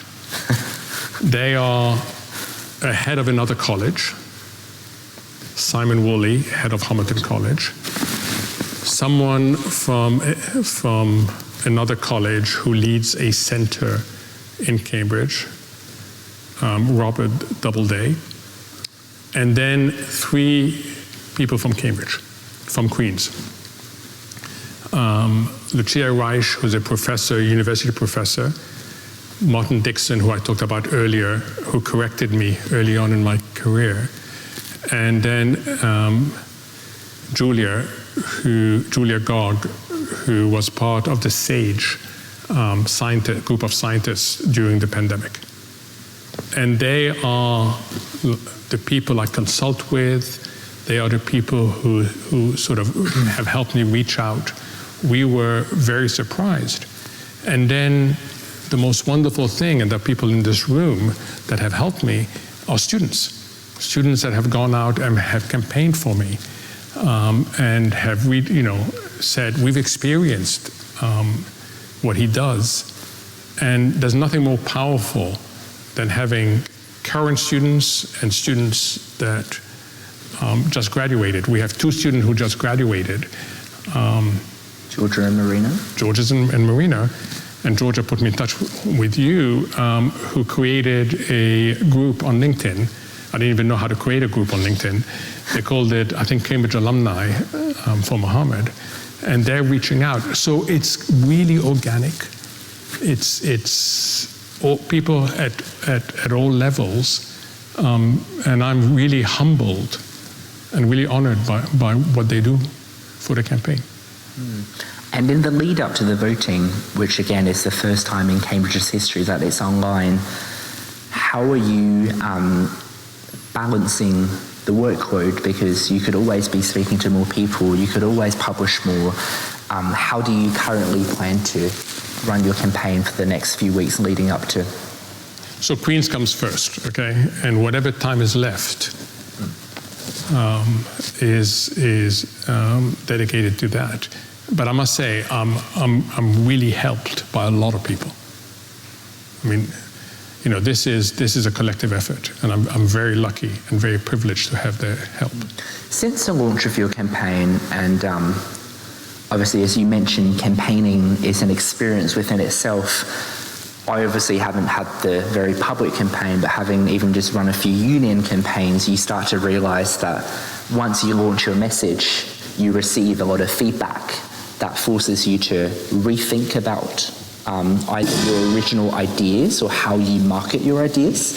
So since the publication of your campaign and your current content, what kind of feedback, either positive or negative, have you received, and how have that perhaps evolved your thinking on the potential of this role in your candidacy? So the advantage of citing what is important for you is that you get a lot of feedback on what particular aspects within each is working and not working.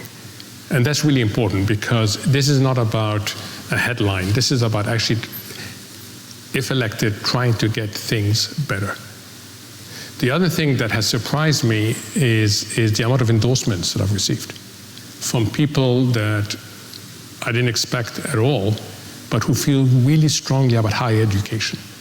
The correct view is one of the edges of, meaning the comparative advantage of this country is its higher education system. And the higher education system right now is under tremendous pressure.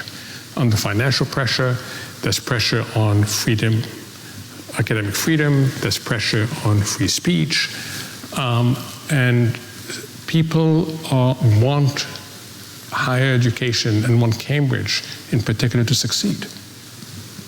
And it's a very strong sort of endorsement of the importance of this election. As you say, this is the first time it's open, and the university said that 38,000 people signed up. So you can either vote if you've already signed up, or you can vote in person on 2 days. And already you have a potential electorate of 38,000 people. That would have been unthinkable in any previous election, and it's more than what Oxford had, and they were just a few months earlier than we were. So would you mind, given your experience, working in leadership within Queen's College and Cambridge, and also your external experiences leading organisations, could you maybe unpack a bit more about higher education under attack, and in particular, what are the issues of perhaps, like, say, neoliberalisation of education, the lack of funding? Like, could you give us a more in-depth picture of the state of higher education now as compared to what it was a decade or 2 decades ago, and what trends you're seeing from the inside? Yeah, and if you think of a balance sheet, tremendous promise, tremendous liabilities, right? And that's the irony, is that I can sit here and tell you about all the exciting things that are going on, and all the things that Cambridge can contribute to. Something as simple as all the advances that we make in these innovations have to have a humanities side to it, right? You have to have a critical thinking side to it. So Cambridge can complete, and I talked earlier about the 80-20, 80% good, 20% bad. Cambridge can not only contribute to the 80%, but can contribute to risk managing the 20%. And we have everything in place for these two things, but we also have the reality, like almost every single other university in this country, of being financially constrained. That is the biggest issue facing the university system. Why have we reached this state of the issue? Was it just the previous generations, they didn't have a structured way of urgent and important, or is there a bigger issue of leadership that have caused this crisis? The simple answer is not enough sources of revenues. So, as people will know here, even though undergraduate education is expensive, £9,000, it is capped. So what has happened in recent years is that if you depended only on fees, that was constant while the inflation side kept on going up. So we had a basic mismanagement, so much so that every undergraduate the university brings in costs the university about £5,000. It costs £5,000 more to educate, accommodate, and feed someone than what they pay. The answer to that was derive other sources of revenue. What was the major source of revenue for the university? It was renting out its space. So at Queen's, come the holidays, and a lot of students know this, okay, we rent out our space to schools, to summer schools, we rent them out to conferences. All that stopped when the pandemic came. It came to a sudden stop. So some colleges lost up to 50% of their revenue. So suddenly the only other source of revenue you had became more uncertain. And we are yet to get to a model where we have sustainable funding. We are yet to fully recover from the shock of the pandemic, the shock of Russia's invasion of Ukraine, the shock of the cost of living crisis. So you start behind, and then there's all these things you want to do. You want to provide more scholarships. You want to provide more bursaries. You want to bring in more professors. So funding is a huge issue. The second issue is the attack on free speech and academic freedom. You know, we are sitting in the union, and I am honored to be the chair of the trustee. You can come to a debate here where you will have a very controversial speaker. At the same time, you will hear outside people protesting. And that's the power of free speech, is that someone can come and say things you don't want to hear, but you can debate them. You can debate them in a civilized manner. You can create a space for that debate. And people can protest in a civilized manner as well. And that's part of a vibrant society that discusses issues and that tries to learn. Will you agree with them? Probably not. Will you learn something? Probably. Right. That model, which this Cambridge Union has been defending and promoting since 1815 the notion of free speech is under threat. And if you allow that to happen, then people are going to start self-censoring. People are going to start breaking up into different groups, and you start fragmenting society in a way that harms it. And the final thing is academic excellence. Our education is very special, but it's very expensive. And maintaining academic excellence is not an easy thing to do. If you look at the people who teach you, they are under incredible pressure in terms of their time, in terms of their ability to do research, which is so critical to an academic career. We simply don't have enough people to maintain the academic excellence that's so important. So, it's this world of really exciting opportunities, but also challenges to what makes higher education so important.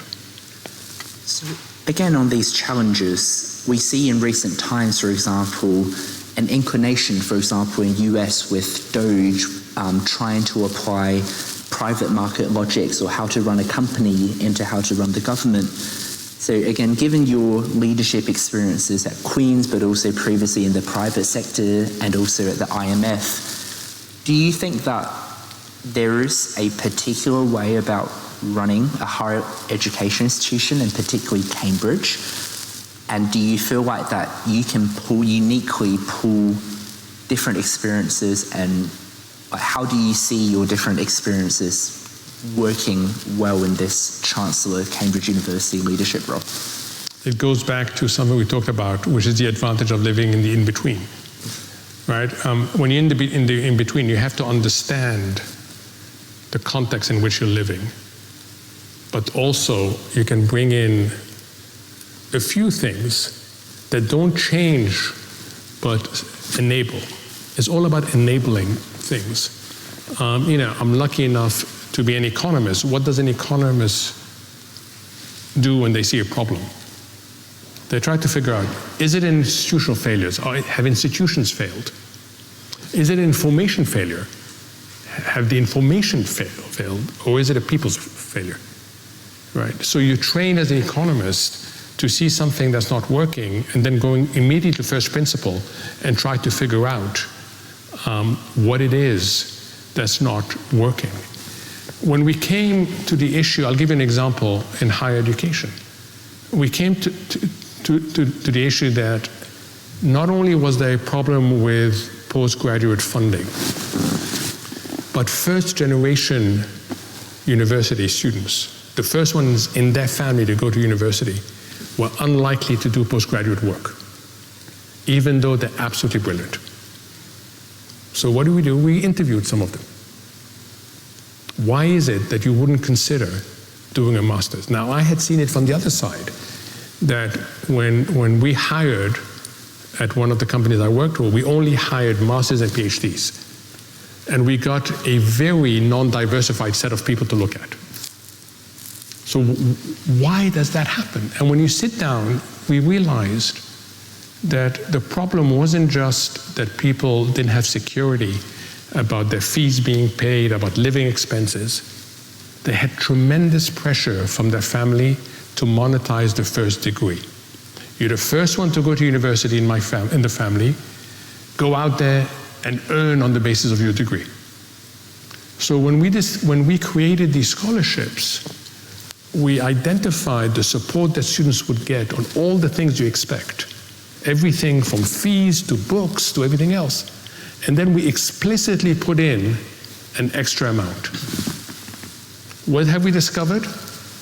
2/3 of the students that gained that scholarship sent that extra amount home. So we overcame the problem that they feel that they need to monetize their degrees immediately. And this is a little bit about having a solution-oriented mind, but understanding what are the particular issues that face a great university. Any other main insights from your leadership within Queen's that we as students perhaps wouldn't always, I don't know what I don't know having not been in your position? I would keep you here all day because for me it's been a university. You sit through different committees, you listen to what people have, and you realize, give me a people solution. There is a ton of support available to students. Not only bursaries, travel funds to help you go out and discover the world doing something that is academically related. Sports fund to help you buy the equipment you need. Subject funds to help you go out and attend a conference. And it was a complete mismatch. And we were talking about this, how do we solve this? How do we get information to students? And then someone said, appoint a financial tutor.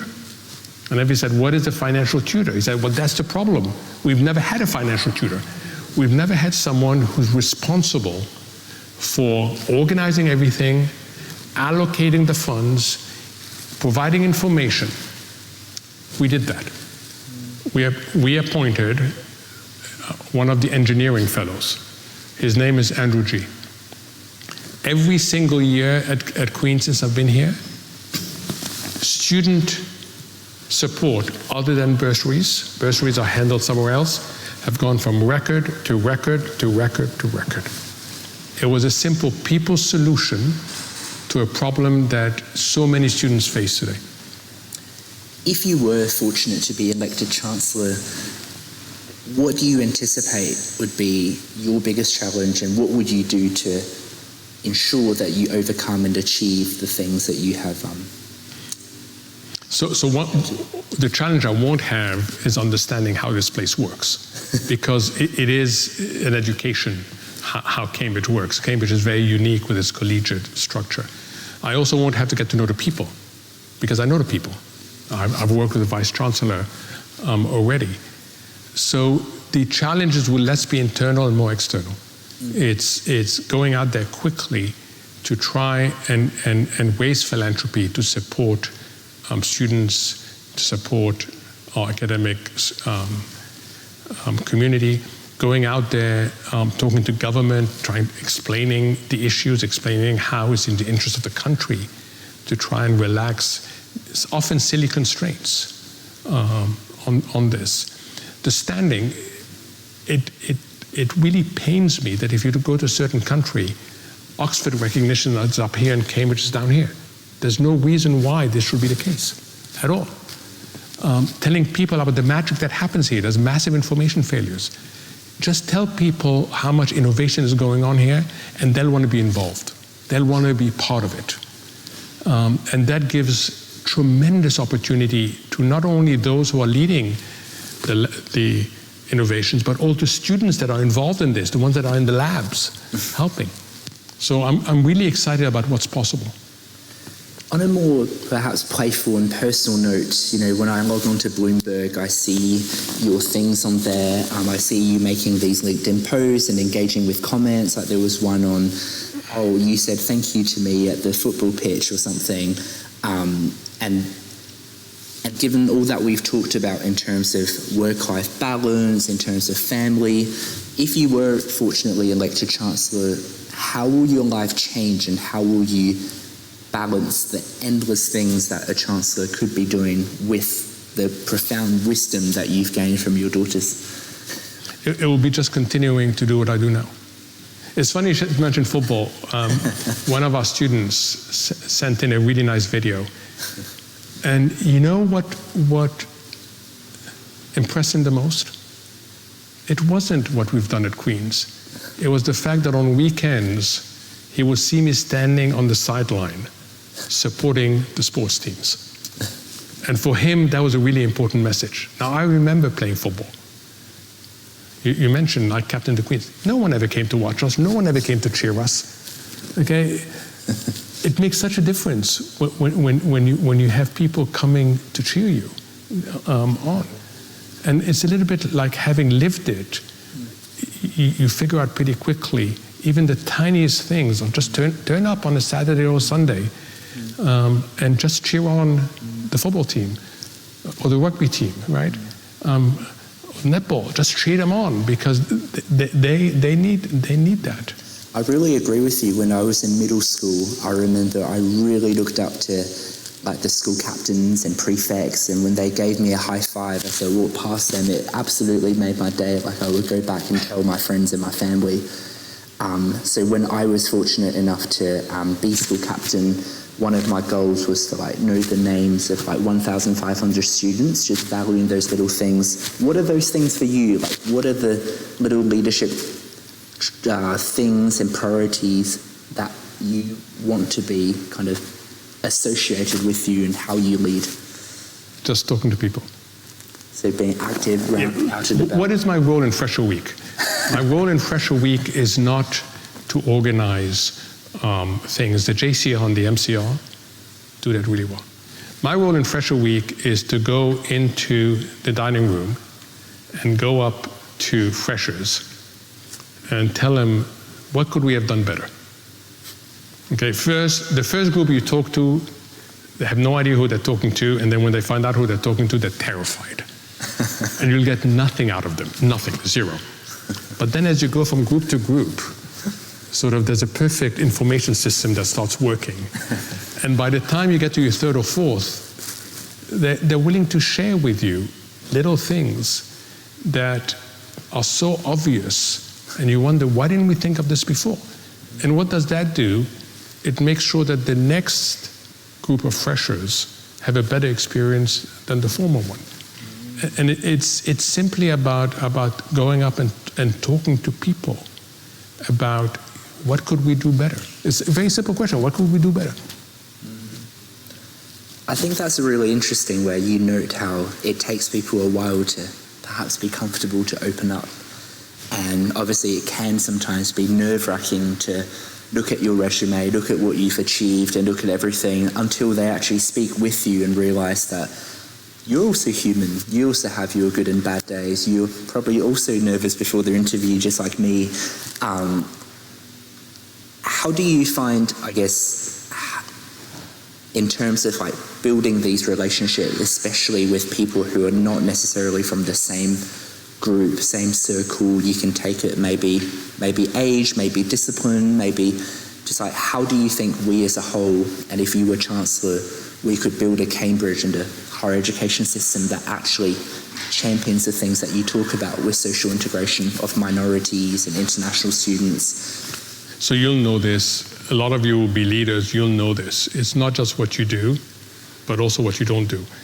I remember once someone coming to me almost in tears, and they had crossed the founder of the company where we were working.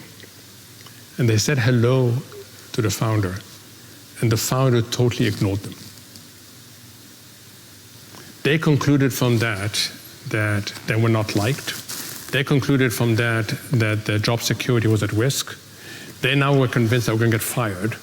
And they created this whole story from this one interaction. I happened to know the founder, so I went to say, what happened? He said, I was trying to solve a problem in my head, and I didn't pay attention to anybody around me. And then he realized this poor employee, their whole life suddenly is in question because someone was thinking about a problem and didn't even see them. And I say this because leaders have to have this peripheral vision. Leadership is not just about being laser focused to get something done. It's to recognize you live in a community, to recognize that we all send signals and that these signals can be misinterpreted. And that's a really important element in an academic environment. You yourself said, I felt it, a lot of us have an imposter syndrome when we come here. And that imposter syndrome makes us very vulnerable to misinterpretation. People don't like us, people don't respect us, we're not smart enough to be here. And it's incumbent on students who have been here for a while, on everybody else, to realize that there is this inherent asymmetry that can result in a lot of misinformation and misunderstanding. So on that point about signals and leadership, I know you learn from many different people, but who would you say are the 2 or 3 people that you repeatedly try to model, like I see as a role model, that you try and be more like them? They could be real people, they could be your family, they could be other leaders, they could be fictional characters. Who are the 2 or 3 characters that... So 2 come to mind. Mandela, who fought apartheid, was in prison for a very long time, became president of South Africa. I was really lucky to have met him. And he told the story, because he was often asked, is how, after having been the victim of apartheid for decades, and having been humiliated, and having been imprisoned, did you come out and never seek revenge? What did it take? And he would tell the story that the sort of things that were under, there was an example in the prison, and I met him there at that prison on Robben Island. He was seeing a group of us, and we were having a meal, and the first thing we ate was really hard to eat. And he said, I wanted you to taste this because when I was here, the black prisoners ate it this way. The so-called colored, the Indian of origin prisoners were allowed 1 teaspoon of sugar. And the white prisoners were allowed as much sugar as they wanted. And this is what apartheid did. It humiliated you over and over again.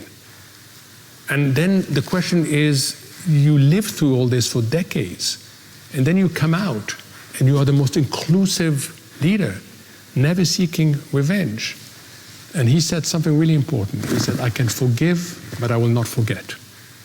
And this notion of someone saying, I will forgive, but I won't forget, because I learned from all this, but I will not seek revenge on people who didn't realize what they were doing, or realize now and so change. The other one is Warren Buffett. He's a great financial leader, incredibly successful, yet incredibly humble. Lives in the same house he lived in for 40, 50 years, never changed, talks to people, and none of his success went to his head, as you see a lot of people today become completely different personalities. Those 2 people inspire me a lot because they set examples for the rest of us to aspire to. Wow, that's very profound and definitely a lot for us to learn from their leadership and from their life of service. Just wrapping up, but again, I think part of the difficult part of my job as an interviewer is to balance the boundary, but also to give you a legacy-worthy interview, which I think it's important to offer you a platform if you want to share about any spiritual beliefs or evolvements of your thoughts. Would you like to? No, I mean, you've gotten me to talk about things I've never talked about publicly. Great. Is there anything else about your campaign that you want to address? Or else I've got a round of questions just to wrap up. No, I mean, the audience have been here for 2.5 hours, and I don't know how you do it. I'm very grateful to you. Okay, so the final part is, I always do with the podcast, is we have a random round of rapid fire question, which is just short fire, change up the style just so we're all engaged, and then we have basically 1 or 2 final questions to wrap up. Would that be okay with you? Rapid fire, rapid question? They tell you that rapid fire is when speakers end up crossing the line that separates courage from stupidity, because you're asked to answer quickly and normally 1 or 2 words. Is that correct? You can answer with more. Okay. What are some of your nicknames? I'm not going to tell you that.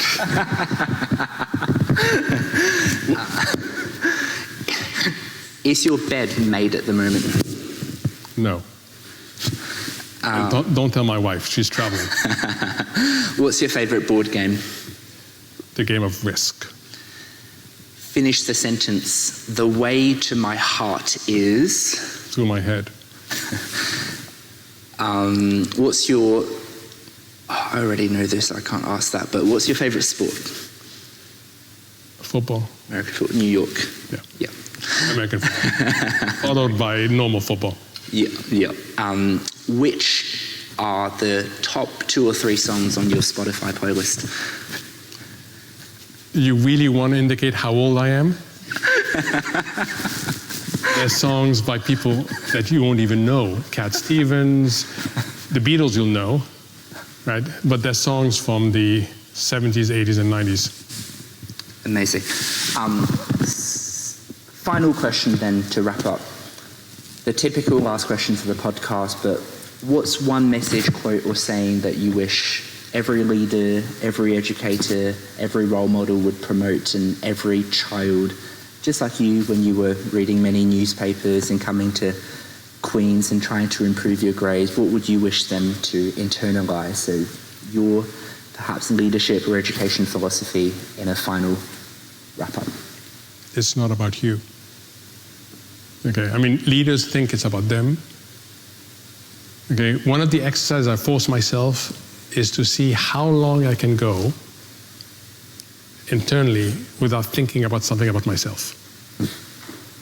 And I would encourage you to try it. It's really hard. It is really, really hard. And what leadership does is it makes you think that you have all the answers, because you end up getting less and less information because people are encouraged to tell you what they think you want to hear. So information failures start becoming a problem. And if you don't go out and seek that information, you start believing that everything you're doing is right and correct and everything else. So, stop making it about yourself, make it about the community that you are there to serve. And that's the really important thing. You're serving a community. Servant leadership, the reverse pyramid. Well, Dr. El-Erian, thank you so much for your time today, your openness and your courage to share. I think I speak on behalf of everyone here and also who are listening virtually on just how much we have appreciated your career of service and your giving, and this historic moment in higher education at Cambridge with the Chancellor's campaign. I wish you the very best of luck, and thank you again for your leadership and service. My pleasure, thank you, and thank you all for sticking here all this time. Thank you. Thank you.